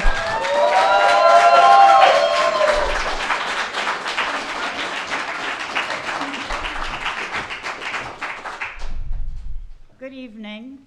My name is Patricia Claffey, and I am the board chair of La Casa. I've been on their board for over 20 years, and I've lived in this community of Howell for over 40 years. I would like to echo the thoughtful concerns raised by our president and CEO, Babette Schrant. From a governance and a community perspective, La Casa is not just a building. It is a promise this community has made to survivors that they will have a place of dignity, privacy, and care. The building was built intentionally with trauma-informed principles guiding every decision, including its location. None of that happened by accident. It is a result of decades of experience and partnership with this community, including our close work with this board to secure the necessary and unanimous approvals to move forward. Rezoning the property next to our facility would be changing the character of an area that was carefully chosen to support healing. Even the uncertainty of what could come next is concerning for survivors, staff, and volunteers who rely on stability. La Casa has been part of the community for 45 years, and we intend to be here for generations to come. We respectfully ask this board to consider that long-term commitment and protect the environment surrounding this essential community resource. And thank you very much for your time and for your continued service to our community. Thank you. Thank you.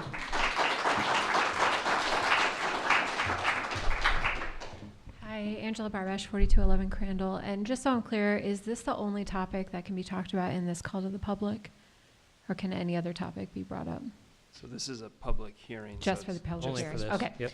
So I think I agree that the application as submitted should not be approved without conditions on it. I appreciated the comments that you gave that a conditional rezoning request could be submitted, which makes some kind of sense here. But I think Mr. McCreary raises a really good point about the master plan, which is the same argument that we used in the data center debate, that area was zoned ag and ag preservation, I believe, and that we should be congruent with the master plan. And so I think this is important that if you're hearing from the community a lack of support for rezoning this area, then this should be taken into consideration the next time the master plan is up for updates, and maybe pulling back that industrial flex intention for that space. And then I just want to say to the community that perhaps I'll put out a call to support that maybe we support La Casa in a capital campaign to acquire the land from Mr. McCreary. So I just want to throw that idea out there, because I think you seem to have sincere intentions, but Jonathan raises a really good point about what happens after you, and it's a stewardship question. And I trust the long-term stewardship of La Casa as a nonprofit entity versus individual property owners. So maybe that's the solution here, to help you get what you need and help them get what they need. Thanks. Thank you.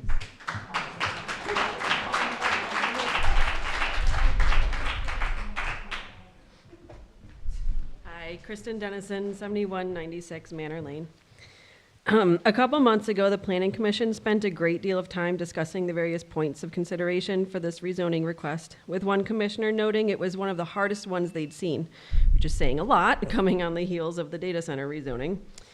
As I mentioned earlier, I believe that is because the IF zoning district does not, in any meaningful way, guarantee that the uses will be low impact to the surrounding residential properties. On the 4 points that this decision ought to be made, of course, the first is consistency with the master plan, and it's true that the future land use map indicates those parcels are eligible for this rezoning. However, I think it's important to consider the fundamental purpose of master plans and zoning, as well as the actual language of the master plan, not just the map. The point of the master plan is to ensure compatible land uses. In theory, according to its purpose, the IF district should be compatible with the neighboring residential property, but in reality, the ordinances simply do not provide this. The noise allowance of 70 decibels alone should be reason enough to shut this down. Furthermore, the master plan defines the IF district on page 20 as being intended to develop or redevelop land adjacent to existing industrial and commercially developed property. None of the adjacent land is existing, developed, industrial, or commercial property. A battered women's shelter is not what anyone would consider to be that. It's clear that these parcels were designated for future IF zoning erroneously. As such, while this request may match the colors on the future land use map, it's not actually consistent with the language and intent of the master plan. This rezoning also does not meet the second criteria of being compatible with surrounding land uses, because the IF zone, again, as currently written, is indistinguishable from general industrial zoning. Given that the future use may be quite impactful, there's the potential for impact on public facilities. Neighbors have expressed concerns with water runoff and drainage. Paving and developing that land will exacerbate that drainage problem. There are EMS services a stone's throw away, and as a mother of 2 kids who inherited a cardiac arrhythmia disorder from my husband, my family's lives especially depend upon quick EMS response in the event of sudden cardiac arrest. So I have grave concerns about the proximity of an industrial facility and its traffic and potential flooding interfering with EMS response. Lastly, you'll consider whether an industrial use would be better suited to the area than the current. I would argue it's not. The surrounding area is residential properties, including the La Casa facility, which deserves a unique degree of consideration. A far more appropriate use a businessman could pursue is already permitted by the AR zoning: daycare, foster care, adult daycare. There are several development options available to the applicant within that district that are inherently far more suitable to the area, which is surrounded by residential houses. Industrial development allowing for an astonishing 70 decibels of noise anytime, day or night, belongs near the highway, not neighborhoods. Because of these problems, I encourage you to reject this rezoning. However, I hope at the very least you may recognize there may be some contradictions in your governing documents complicating this request, and if not outright reject it, then at least table it while pursuing the ordinance review and update. Once the inconsistencies and contradictions get corrected, which of course I hope includes a drastic narrowing and clarifying of what is permitted within IF, then perhaps the township would be better situated to decide whether this is an appropriate rezoning for the parcels in question. Mr. McCreary may have good intentions, but when you rezone, any permitted use is fair game, and you have to decide it with that in mind. So, thank you. Thank you.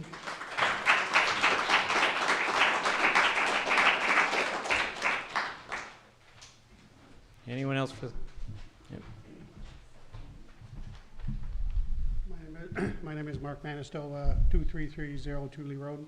My wife already spoke, but the applicant basically said something about like the two houses across the street. I lived on Tooley Road long enough where they took all the oak trees out, and like that, the expansion of that thing, we were at many of those meetings to learn what the process was. But the airport walked away from those two pieces of property. For whatever reason it was, money or whatever, but those houses are still there because the airport said they didn't need it. So it's still the point where you have to understand that just because a master plan might say that something has to be something, doesn't mean it really should be. I mean, Tooley Road is a residential road on the east side of the property. So it's still very, very rural, very friendly, great neighbors for the neighborhood. So, I mean, me and my wife recommend to not rezone that piece of property. And then maybe we can work something out with them on the other piece and deal with that later in a future date. Thank you. Thank you.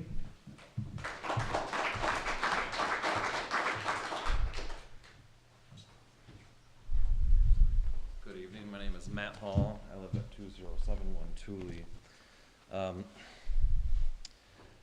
There's a few things about those parcels, and the small 7-acre parcel, it's surrounded on all 4 sides residential right now.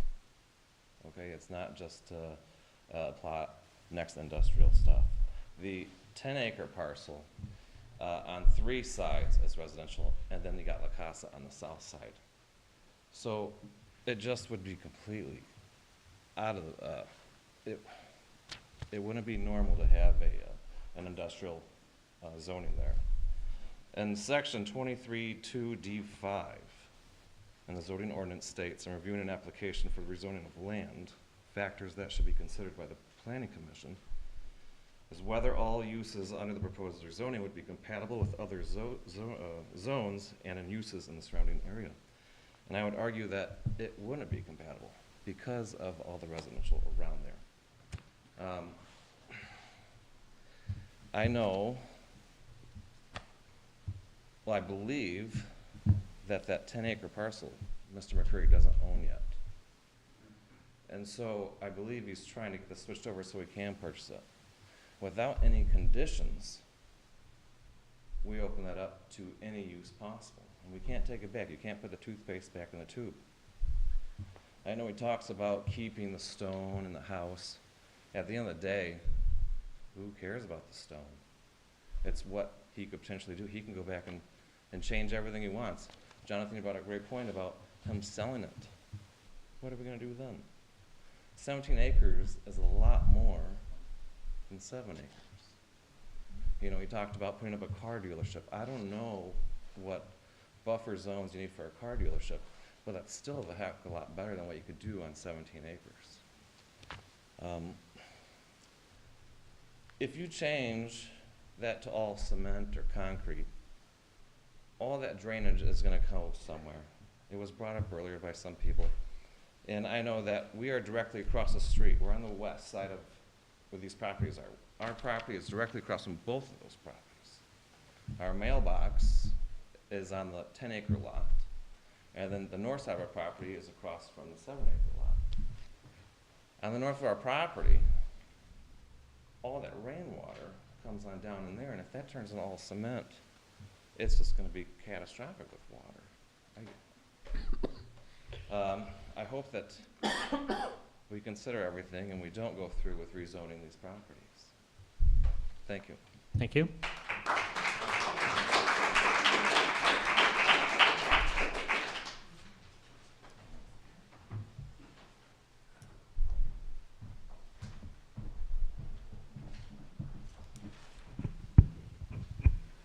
Good evening. Wayne Williams, 2240 Thule Road. A lot of hard acts to follow here, so I'll keep my comments brief.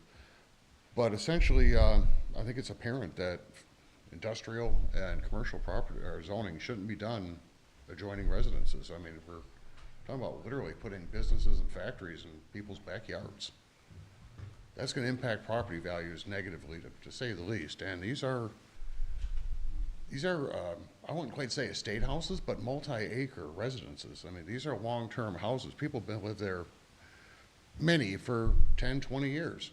It's their nest egg that is going to be diminished from this rezoning. And I feel that part of our responsibility in the township is to protect our residents against such development.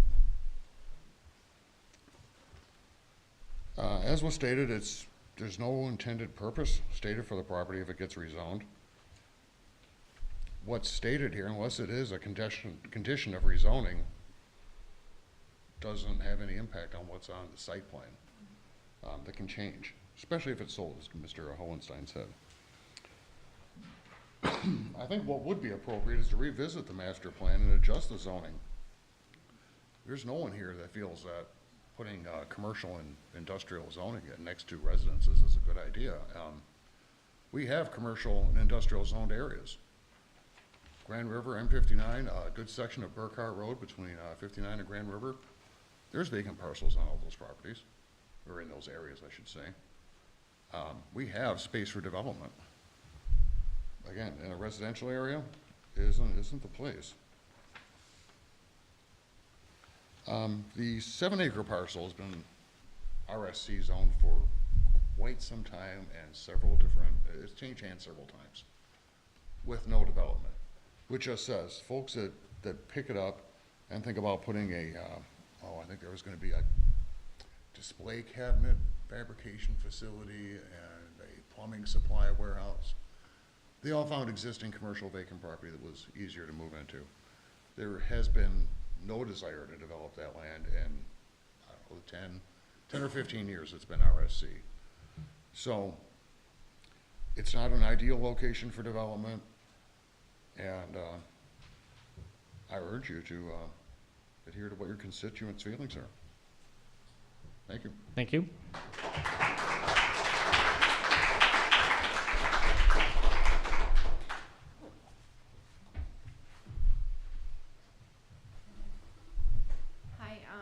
Schwartz, 2071 Thule Road, and I was just really moved by what the ladies from La Casa said. You know, I'm a registered nurse. I just embrace a lot of community. This is my first house. I really enjoy my front porch, and I've seen women walking down the road, and they don't know that I heard them admiring my flowers. And I just feel that the environment that we have now is supportive, and it's what, you know, just industrial flex doesn't belong there with what we have. I'm not gonna ramble on because I've lost my words, but I could just hope that the master plan could be reevaluated, because this isn't maybe what all of us people desire for the neighborhood. Thank you. Thank you.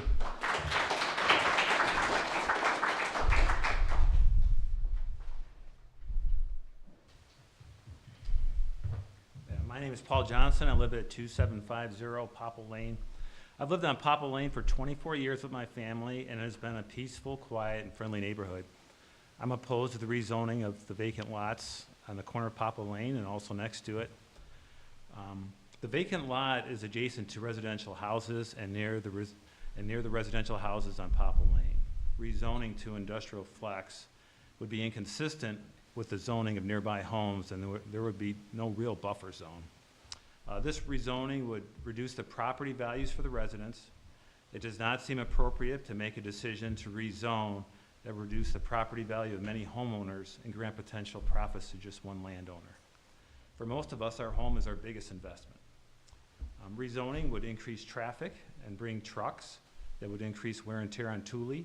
And some of those trucks will turn around on Popple Lane, which will create more traffic.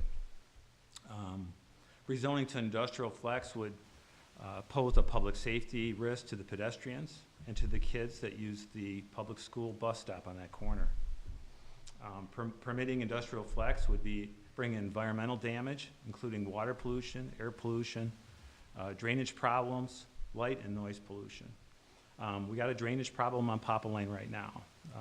In the spring, we see almost a stream going down the other side of the street where I live. Rezoning to industrial flex would, definitely create more problems. The industrial buildings on M59 have polluted the river that runs east of Popple Lane. Water testing around the Livingston County Airport has discovered PFAS in the water too. So we're kind of aware of the pollution that's going on. Another thing I'd like to point out, it's okay to keep something as vacant land. I own 60 acres of vacant land. I intend to keep it that way. I consider it to be a good financial investment, and it's also good for the environment. And I'm proud of that, so just keep that in mind. It doesn't have to be used for converted to industrial. I think the current zoning of the land is better alternative, and so please do not rezone this property to industrial flex. Thank you.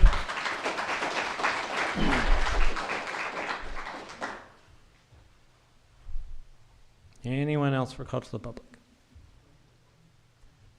Okay. Is there a motion to close the public hearing? I'll make that motion. Support. Motion by Count, second by Bowl. Discussion? All those in favor? Aye. Aye. Opposed? Motion carries. Questions, comments, concerns? Mr. Chair, I need to declare a conflict of interest with the applicant. I won't be able to participate in any voting on this. We're on opposite sides of a legal issue at the moment. Okay. Thank you. So, remember, whether you love the project or hate the project, don't like the rezoning, love the rezoning, our job is to go through our ordinance, 23.02D5, and we have 4 questions that we have to answer. And when we get to the bottom of those findings and we get our answer, our motion needs to be supported by the information that we've come up with.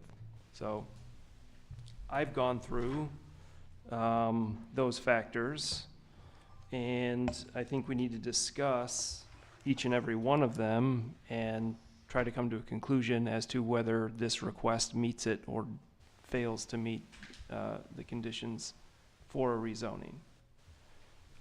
So A is whether the rezoning is consistent with the policies and uses proposed for that area in the township's master land use plan. I think the answer there is that yes, it does.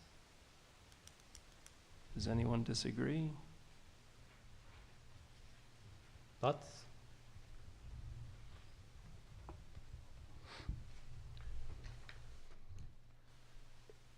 I would agree it aligns with the master plan as it exists today.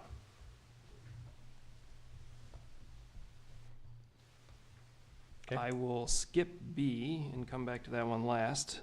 C is whether any public services and facilities would be significantly adversely impacted by a development or use allowed under the requested rezoning.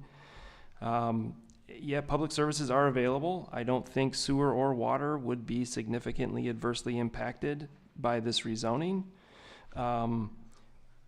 People have talked about, and this happened at the Planning Commission as well, people brought up that there is a stormwater issue in that area.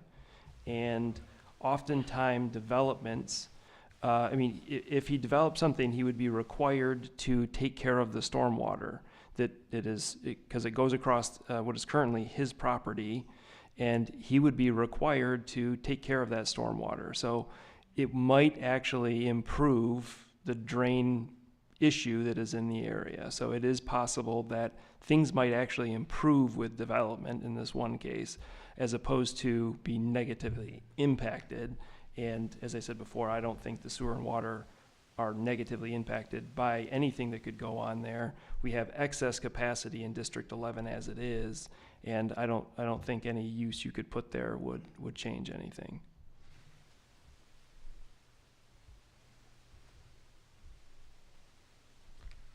D, it states whether the uses allowed under the proposed rezoning would be equally or better suited to the area than the uses allowed under the current zoning of the land. I think that's a little tricky. Are they equally or better suited to the area as it currently stands? I think this to me talks about what the IFZ states, which is it is to take care of, there were some, I have it here.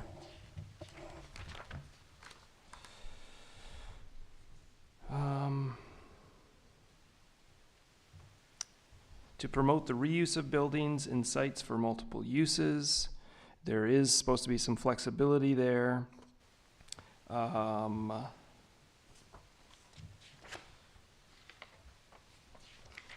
apologize. There is the statement about taking care of properties that have issues. So taking care of the structures are in disrepair that are on the 10-acre parcel. A development would have to take care of that. So is it a better or equal? I think that's a judgment call. I think you could say it's better. I mean, I think the applicant would say it's better. I think the people in the crowd would say it's not. I think that's a bit of a toss-up. Yeah, the developments, the IFZ district is to eliminate blighted properties and remediates degraded properties. And you transition between residential and non-residential. I think you could say that the rezoning as proposed, you could easily argue that yes, it meets that standard. I would disagree. Okay. If I remember correctly, with IFZ, we were intending to do like light industrial, but as you had noted, Jonathan, in your comments, that could be tool and die shops, machine shops, and as was noted by a member of the public, that can include noise, significant noise, all hours of the day. It could also mean a general office building or an educational and training facility, which was the intent of IFZ. But I think without understanding what the intent of the proposed development of the property is, given the flexibility that's allowed in IFZ, I don't know that I can support this rezoning at this time. There's a comment in the planner's report under section D which says the proposed rezoning would be better suited for the area because it aligns with the policies and uses proposed in the master plan. And while IFZ is the master plan, it is just that. It is a plan. That plan is reviewed every 5 years based on residential input, community input, and is adjusted. I have a feeling that the residents who are here tonight are providing their input based on what they think it should be. I don't have a problem with putting something IFZ there that makes sense. That makes sense to abut residential, but without understanding what's going to be there, that could open this development up to something that is more industrial than it is community, more industrial that could have more of an adverse effect on the surrounding community. And because of that, I don't feel that IFZ at this time, without knowing what it is, that this property should be rezoned. I think the only thing I would push back on is the noise. I don't know if you've been there when the helicopter takes off, but I guarantee you it's over 70 decibels, and that thing takes off at all times. I understand. Thank you. So back to B. so this takes me back to B, which states whether all of the uses allowed under the proposed rezoning would be compatible with the other zones and uses in the surrounding area. And this is the one I think the rezoning request fails on.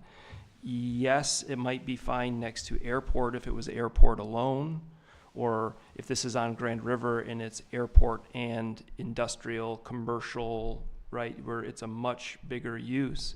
And this is the comment I made before, which is I wasn't told anything tonight that changes my opinion that any use in the IFZ is okay here. I think there are things listed in the IFZ that would be fine, and I think that the community might welcome. I would agree. And be fine with that. The issue I have is that without a conditional rezoning, if there's no conditions in place, anything listed is allowed. And so that's where I struggle to find that it meets this standard in 5B. Yeah, I think you and I are saying the same thing, right, effectively. Okay. Anything else?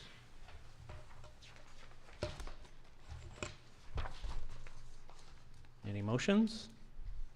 So I will make the following motion. Move to reject the proposed rezoning request based on the following. Number 1, public comments received. Number 2, the Township Planning Commission's debate and recommendation. Number 3, the concern regarding surrounding properties from the Livingston County Planning Department. And number 4, not all uses listed in the IFZ district are compatible with this area. Support. Motion by Hohenstein, seconded by Counts. Discussion? And just to be clear, that's a motion to reject. Yes. Roll call? Wilson, Yes. Doss, Yes. Hohenstein, Yes. Bull, sorry, Counts, Yes. Bate, Coddington. Yes. Okay, motion passes. Move on to call to the public.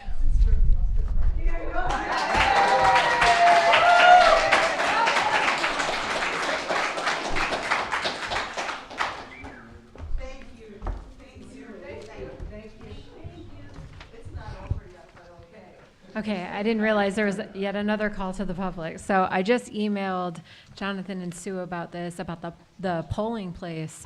It seemed like that's the impetus for putting a timeline on the park plan, including a community center into that. But as I understand it, Michigan law allows townships to move to a central polling location instead of having separate precincts, that you could put all precincts, 6 or less precincts into one place. So why wouldn't we move to a school and do a centralized polling place? Schools don't want you there. Oh, the schools That's are the like, problem, is a lot of places just don't want the conflict in their places anymore. I Oh. mean, and that was why the EMS building did not want us there, is the conflict in the parking lot, which had taken place. Wow. So that's the problem, unfortunately, is a lot of places just don't want all that people coming in and out. And especially in a school, you don't know who's coming in. and is that true of the fire department also? When I That's- lived in Ypsi Township and we polled at Well, the fire department. Fire department is actually in Howell City. Uh-huh. Now, we do use Howell City for our early voting. Excuse me, we still have a meeting going, folks, please? But unfortunately, we don't, I don't know how many people would really want to go to the fire department, if we could even use that place. That's perplexing. I can Thank you. understand why you're like, we need a solution. Thanks.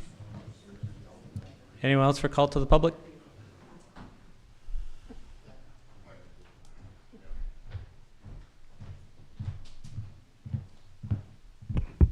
Hello, Robert Spalding, 3500 Crandall. Two things. One, I'd also like to thank Mike Newstead for his service. He was, I've been on the Planning Commission for 2+ years now.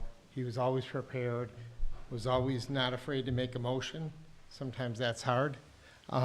So it was encouraging that there was 4 people that offered to be on the commission. I read the packet. I think it's encouraging to see people engaged and want to be a part of the community. I think Corey will be great. Look forward to working with him. The second point is the Township Park process.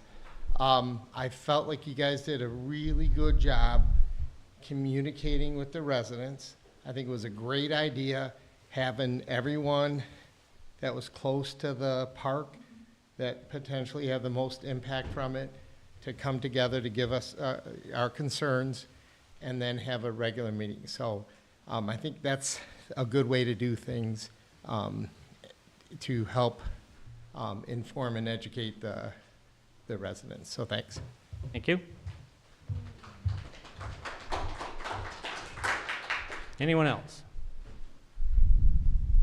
Okay, move on to reports. Under supervisor report, there's been a request of adding items to the agenda.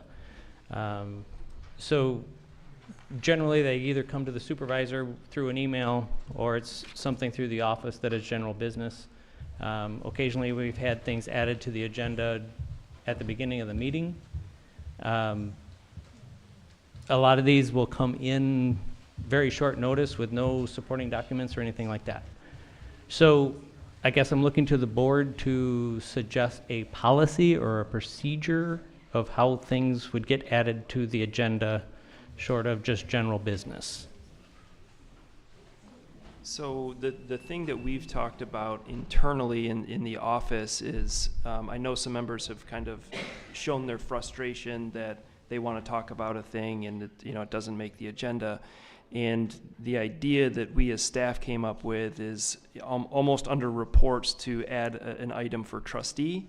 And it's not that, if you have a topic you want to talk about that we're going to talk about it, it's to bring up the topic itself to say, hey, I want this on the next board agenda. Because I know that this happens, we get stuff last minute, we put it on there.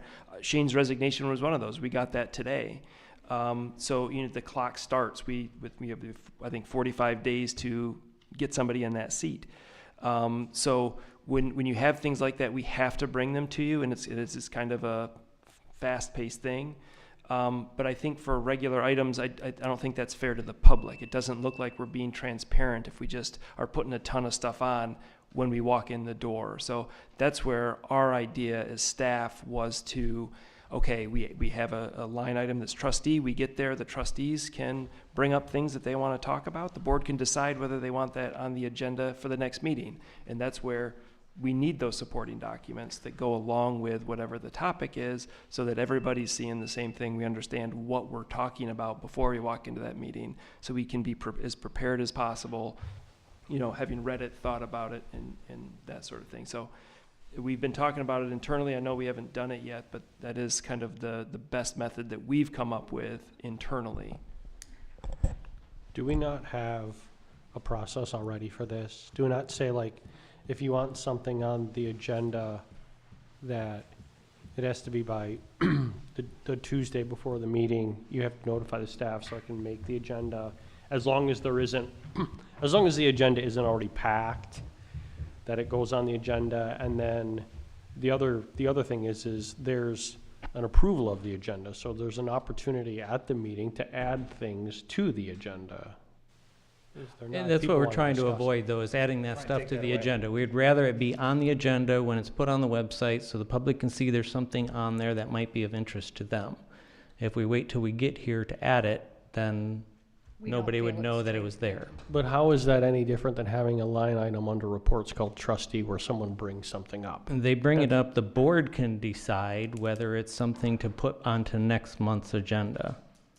But that's what happens as well when you say, do we want to add anything else to the agenda? But that would be for today. So we added Shane's resignation, right? Mm-hmm. Kind of a last minute thing. Last minute thing. Where if it was a topic that we need to really discuss, we really try to limit the stuff that we do this with. But if it's a big topic that, hey, we need to dive into this, I don't think it's fair to the public or to the board members to walk in and, okay, we've got this new agenda item and nobody's had any time to look at it. Yeah, I completely agree with you, Jonathan, and I understand the purpose. I agree we need to have a way that people can add things to the agenda that the residents know what's going on.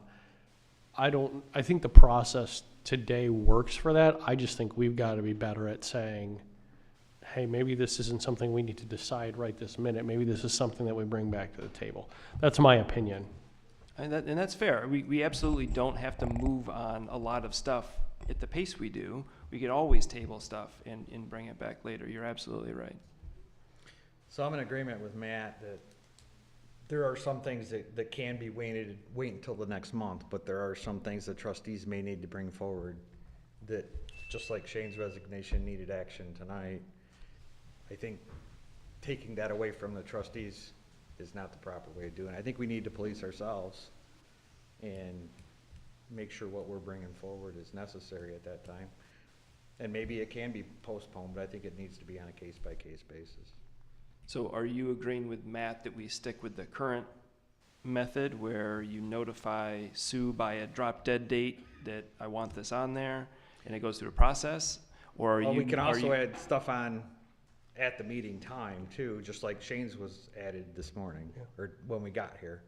Now, to make it fair, we were getting stuff this afternoon sent to us on an email. I'm not blaming anybody for any faults, right? But we get this packet Thursday night. And this was a big packet to sit and go through for 4 days, right? And then be here tonight. And we're still getting stuff sent to us Monday morning, right? And I'm not, it's just the way things are, right? And I know. It is. It's unfortunate. But I think by taking what you're suggesting, by putting a line item on reports, I don't think that. You don't think that'll fix the problem? I mean, it can be there. I think it may fit for some circumstances. I would encourage it to be there, but I don't think that should take away the ability to add things to the agenda. I would agree. At a meeting time. What if, instead of under reports, it had its own position, so before disbursements or something towards that end of something? Some of the stuff that gets requested is stuff that's been discussed multiple times at this level. And so that's what we're trying to prevent, is things being brought back multiple times for whatever purpose. Is it something that we could decide as a board whether or not we want to hear that? That's kind of what we're thinking, is if we can get ahead of it, and then that takes the decision off of us internally to say, we've already done that, the board, made the decision on that, why are we bringing it back? Or the board feels we really need to dive deep into this and do it. And that's all we're looking. My vision of it is, there's a spot on there that says items trustees would like to. Maybe there's an area like called other areas of business or something like that. Right, a full line of things a trustee would like to bring to the next meeting. Well, what I tried to bring up, just so you know, was I just feel that there's a way that we can use our township website and put all the voters in there. And then when we get issues like data center, then the residents can actually log in and voice their opinion, not vote on the issue, but give their opinion. So we have something to reference on how the township residents feel about things. That's what I tried to bring up tonight. So where do you bring that stuff up? But I did reply to you and say that's a good idea, but let's get some examples. You can't, we can bring that to the board, and I don't think anybody on this board would have an issue with that. It's a matter of, we got to have some information. the idea is great, but does it work? Where is it? Why do all the legwork if the majority of the township board doesn't want to go down that road? So you just want to have a discussion on it? To find out if the board is, interested in doing something like that. I've already talked to Brent. Brent's going to check in with the website people and stuff like that, and he's going to do a little research on it. But, if the board isn't interested in doing anything like that, I don't want to waste a week of my time. Well, you're okay with wasting Brent's time? We'll talk to him for 20 minutes today. I think there's a... You want me to stop calling Brent too? I think there's a call to the board section where things could be added to the agenda. If you would like to have a discussion, I don't have a problem having a discussion. I think we need to be cognizant of the fact that there's 16 things on the agenda tonight. Well, whatever it is. The fact that there's a lot on there. It didn't get put on there. But I would allow the process to work itself out. If you want to put other areas of business on there that people want to bring up, I don't have a problem with that. And then when that gets to the agenda, I'll provide my feedback to Bob specifically on that specific item. Okay? How about we ponder this and we'll discuss it again next month? What Other did we area of decide? business. I'm curious. This will be an agenda item. There you go. That's the supervisor's report, unless you have any questions. Treasurer. The investment report is in there. The one item that we do need to talk about is the Township Hall renovation. I know we were talking about it, with the polling place and all that. If you want to table it, we can table it. The issue we're running into is the timeline. So we talked with the architect and with Sue and Tanya because we have an August election. And while that sounds like a long way away here in January, everything for them starts in mid-June. And so if we're going to do anything to the Township Hall, it needs to be done either before, basically say June 1st, it has to be done, or we wait until after the election and then we say, okay, now this makes sense. But why, but we just discussed possibly not doing anything here and pushing that money all towards the community center. Well, and so that's so the ball is moving, and so I need to Yeah. make sure for sure that I understand what your desire is. What Is your is- desire to, if you table it tonight, then it will not happen before the election. What is your concern? My concern is that the architect is going to publish the request for proposals tomorrow. Okay. If we don't do something tonight. What is it that you want us to do? Make a decision. On what? The Township Hall renovation. Are we doing this absolutely, or is this a part of if it's part of a larger discussion, I think the answer is, then we have to table it absolutely. And But we don't have to do anything if RFPs go out. RFPs can go out all day long and we don't have to take action on them. no, but so the RFP will go out, we'll have, the bids will be received. Okay. We'll open them up, we're gonna spend time with the architect going through them and reviewing those, and then the thing that we talked about is we'll have to have a special meeting because we won't have them in time for the February board meeting. So we're gonna have to have the special meeting in February if we're still gonna make the timeline to be done before June. Why do we need to be done before June? Because we need to get back in the building. To disturb get- them in the middle of their election stuff, it would be just an enormous headache. But there's no reason that the renovations have to take place before the election. Is No, there? that's what I'm saying, is that, but because of the time frame we're on, it's either we table it and then it's not happening before the election, and that's fine. It's just that if the intent was, we think this is gonna move quickly, we want it done in some specific time frame, then the answer is okay. Yeah, I mean, I feel like there's a lot of moving pieces with that, and I'm like, if there's not a reason, we were doing the renovation to upgrade this building Yep. and to kind of like make it more suitable to what we think it ought to be. But then there's also conversation, and I feel like we're moving very, very fast on the community center discussion. And I guess my point would be, like, if that's really the route we're going, why don't we forego renovations here and just build out, do a build out and actually build out a township hall on top of the community center or in the community center and call it a day. But if we want to go get RFPs, I don't care. Like, I mean, at least it'll tell us how much it is. But maybe I'm wrong. Maybe it will be more advantageous to renovate this than it would be to build, to add on to it, right? Are you okay with, if you decide to renovate, that it won't happen until after November of what year are we in, 26? Yeah. November of 26. 26. Is there anything pressing with this renovation that needs to be done before then? Yeah. No, I would say no. Okay, so it can be postponed. Okay. I don't want to waste township staff time. I don't want to waste the architect's time. You know, we're paying, we have a contract, but we're paying him to do all that stuff. And I don't want to do it if we don't intend to move forward. It's not a waste, right? Because we need to get bids anyway. Well, if you're gonna do it, if you go down the path of building a new building, then you really don't have to do the renovation here. And the renovations preliminary numbers have come up, how high were they?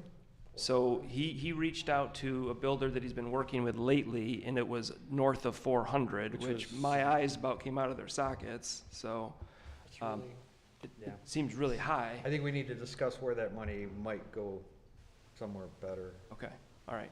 That's Okay. fine. That makes sense to me. You in agreement with that, Bob? Yep. All right, Sue? Yep. Okay, got direction. Can I make a suggestion? Not yet. So, anything else for the That's treasurer? all I have. Okay, clerk? I need to seek approval for the conference, for the clerks' conference for a week, which is in their $800 for the week up at Mount Pleasant, and then for lodging of $582.75. Is this just for you, or is this both you and Todd? This is just mine. Just yours? This is the third year of this conference. Okay. Does Tanya need to go? She has not been going. She went the first year and chose not to finish this Okay. one. The MTA we found is got a lot more information. Oh, okay. And this is my third and final year. If I don't finish it this year, then I would wait for 3 years. Got it, okay. So you're like, you're I'm at going, the you're end. going I to wanna be finish it. done. You want to be done, okay, okay. I mean, and it is worthwhile. I mean, you guys have talked about what you learn in these classes, so it's not as though it's just to get in a medallion right on next year. Don't get a medallion. You don't, do you get any initials after your Oh, name? No, I could don't know, pro- okay. I'm not wasting my time. All right. Okay, is there a motion to approve the I conference? move to accept the municipal clerks conference for the township clerk as presented. Support. Motion by Hohenstein, second by, was that Counts? Yes. Counts, discussion? All those in favor? Aye. Opposed? Motion carries. Anything else for the clerk? Nope, that would be it. Zoning, Have the reports in Report. there. assessing, report, fire authority. It's officially, the fire meeting is now moved to 5:30, so rather than 6 o'clock, we are starting time at 5:30. Engine 24, which you've heard all about, the terrible cost of that engine. The final cost came back at $35,360. What they thought was just a bearing ended up being a full pump replacement. Oh, gosh. Everything on the repair and everything else, the replacement was actually a little bit more, but it was a 6-year warranty on it, 3 years on labor. And it was only a 1 year on the repair, and they still weren't sure, even on the repair with the damage to the pump itself, that it would be successful. So the chief went ahead and approved that. I think that's it. Any questions of fire authority? MHOG? Yeah, thanks, Mike. MHOG meetings have moved to 4 o'clock now on Wednesdays. Yeah, I know. I'm gonna have to make sure I block my calendar. No 4 o'clock meetings anymore. Discussion on the transmission main project. There was lots of it. Drilling is going on Schedule A. Open cut on Schedule A is mostly complete. Restoration work has been going on as weather permits, just because of the winter weather and stuff. And they've gotten some, we processed some change orders for that very soft ground on the DNR property that requires pylons. Waiting for those pylons to come in and the final engineering on that, and then they'll start working on that as well. Just a note I thought was important, and I think really speaks to Greg and the MHOG board and just kind of what they do, right? So this project totaled these 2 transmission mains, one from the plant and one between the towers and the above ground storage tanks, was a total of $8.5 million, right? That project, right? 6.5 of it, they were able to get a grant from MEDC on, right? So that's really good news. Only $2 million plus some change for buffer is actually being paid for out of MHOG. So I thought that was that really shows a testament, I think, to Greg and how MHOG is run and the things that they do. Just looking for other ways to fund projects and stuff like that. So it's really good to hear that. And then the other thing that was a big discussion, which I'm sure Mr. Alshins will love to hear, is that we got analysis back on what the impact would be of a large user in the community on the MHOG wells in the aquifer. And so the analysis came back that our aquifer could actually handle the drawdown of 60 PSI and 1 million gallons a day.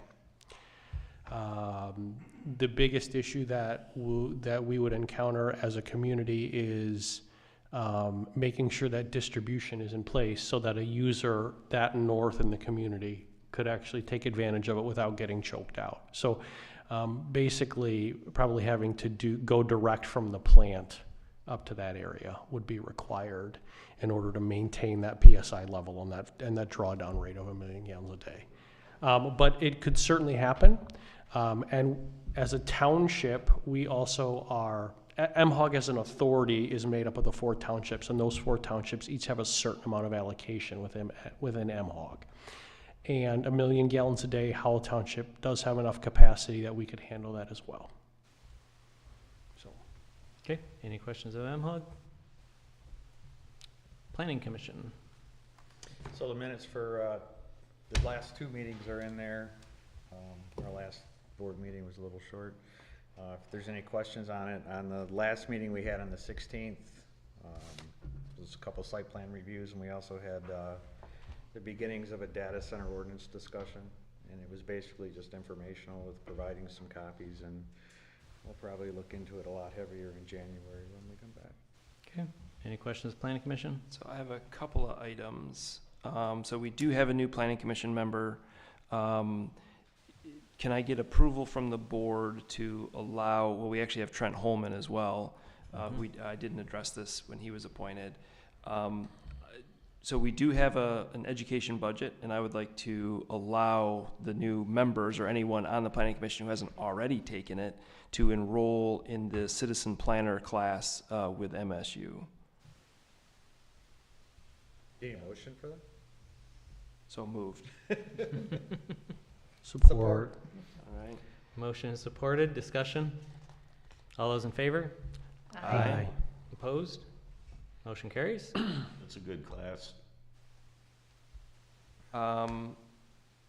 The township met with the planner on a different item, and after that item had wrapped up, we were discussing the data center ordinance, where it was, kind of how he thought it was gonna go, or how I thought it was gonna go based on what the planning commission said.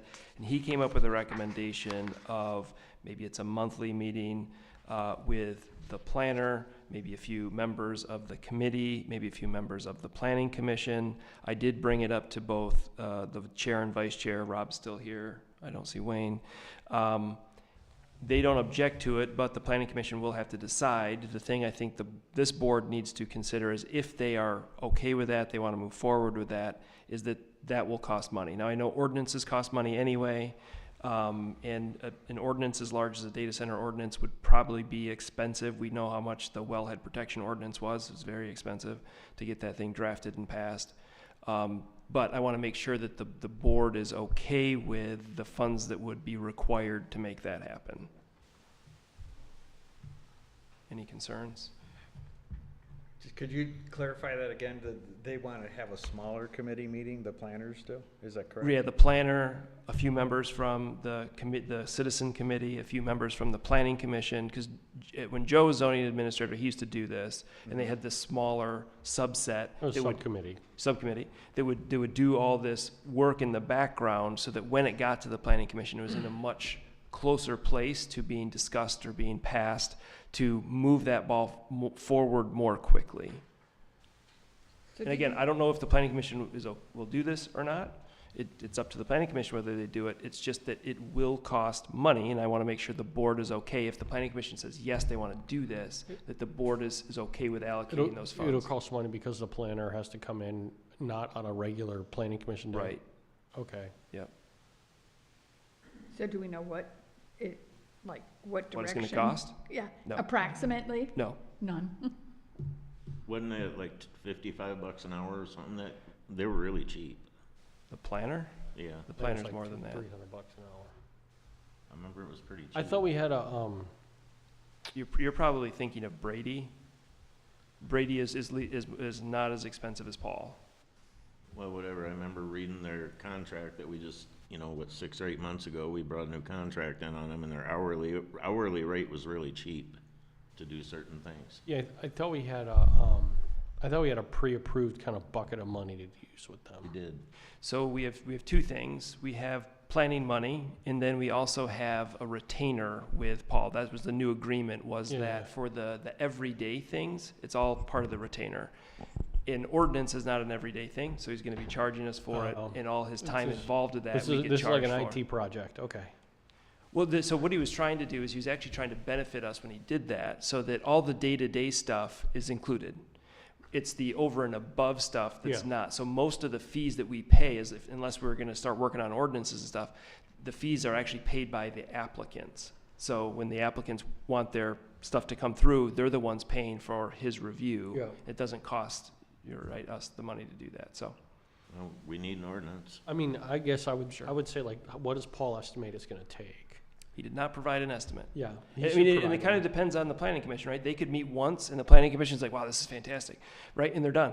I doubt that's gonna happen, but it really, the planning commission's in the driver's seat here. Yeah, but, I mean, Rob, I'm sorry, can I engage Rob? Is that okay? Sure, you already did. Do you feel like you would need Paul at every subcommittee meeting? Probably not, but initially. Maybe like first two or something like that? Can we start at the planning commission at the end of this month and see what we decide? Well, that's what, it's gonna come. I don't want to find out that they say yes and they want to schedule it before the board meets and then the So are we board's mad getting about Paul or funds. are we getting Brady? Getting Paul, aren't you? Yeah, I mean, I don't. They didn't say. I would assume it's Paul. Okay, that we need to clarify that because. Would a remote option work for him also?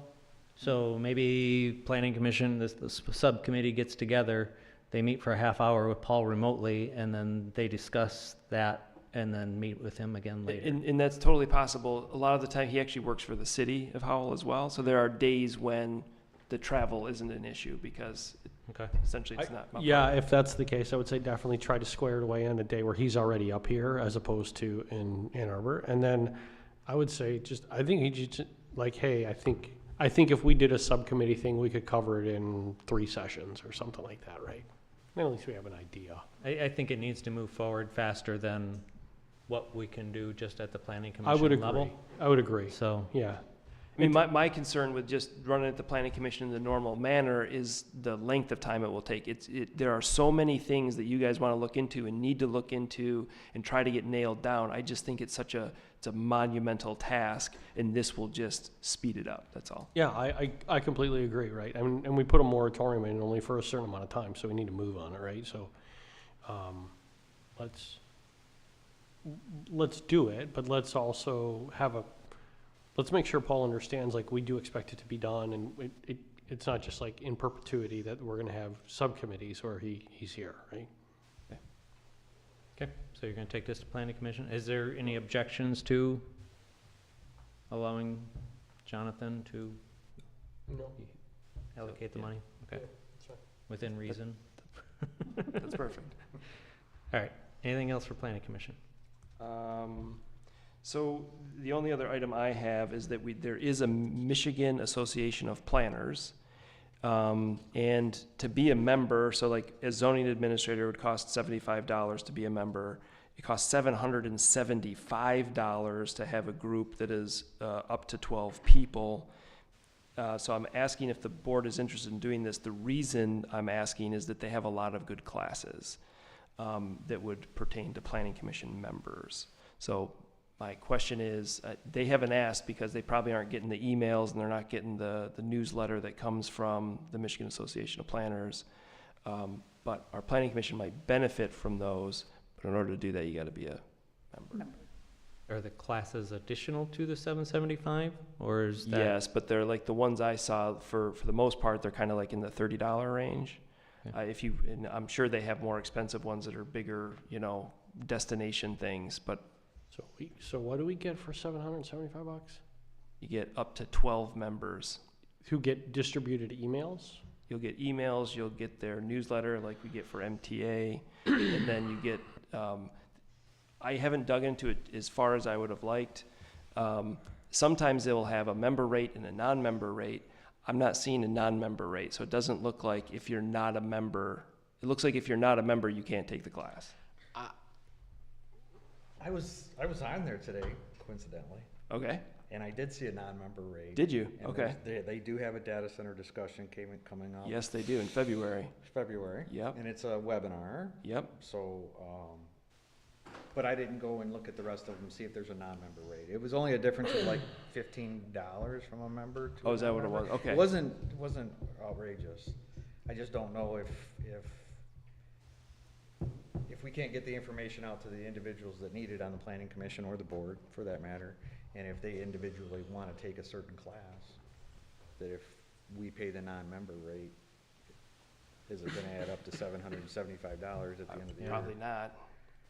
I'd agree with you. I didn't see the Providing there is a non-member rate. non-member rate for all the different classes. So I think that's something we need to find out, so. Okay. Fair enough. We still have the planning commission budget for education that we haven't used yet, correct? Correct. And they can always come back to the board if we exceed that for a special class or something like that, correct? So, I With mean, board technically, approval? all education, the way the township has always run it is that all education is supposed to be approved by the township board. Okay. Not just like the department head or something like that. Can we add it onto the agenda at the last minute? What, to approve a class or to let the department To head get an decide? approval. Oh, that's an easy one for approval, so Yeah. I would, yeah. Okay. Okay, That's it. all right. ZBA, I didn't see notes in there. Wastewater Oh, treatment hold plant. on, I think there is something for ZBA, hold on. So this is from the American Planning Association, the Michigan chapter.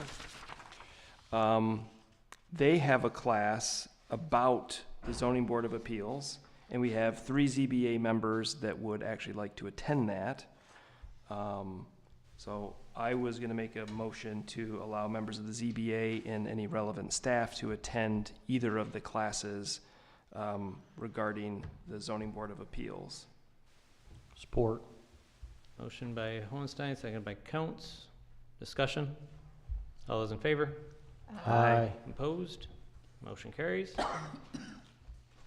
All right, now on to wastewater treatment plant. I don't think they're asking for any money, if memory serves. Anything? That's weird. So I think it's just information. Okay. Howell Parks and Recreation?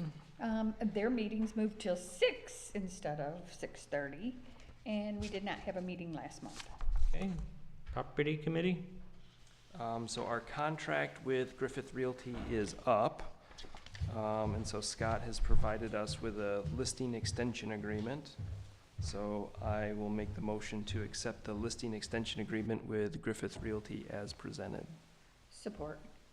Motion by Hohenstein, seconded by Doss. Discussion? All those in favor? Aye. Opposed? Motion carries. That's it for property? For now, yes. Okay.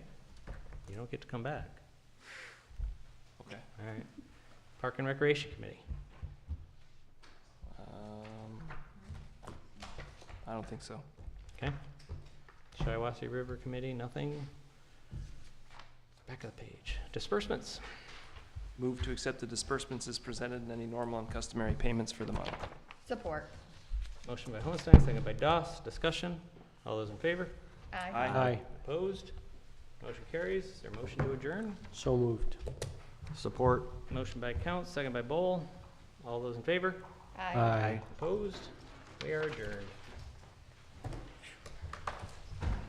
And everybody make sure you bring your budgets back.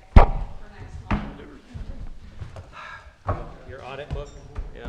Hey, Bob, Just make sure you bring them back next week. Oh, you said bring Next that you month. don't want them. No, bring them back So next it's month. gonna be because discussed they're at the gonna- next meeting.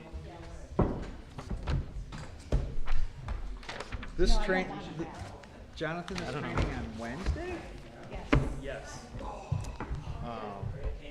Do you want to let Corey know? And this, it was addressed to Trent, wasn't it? Was he on the email?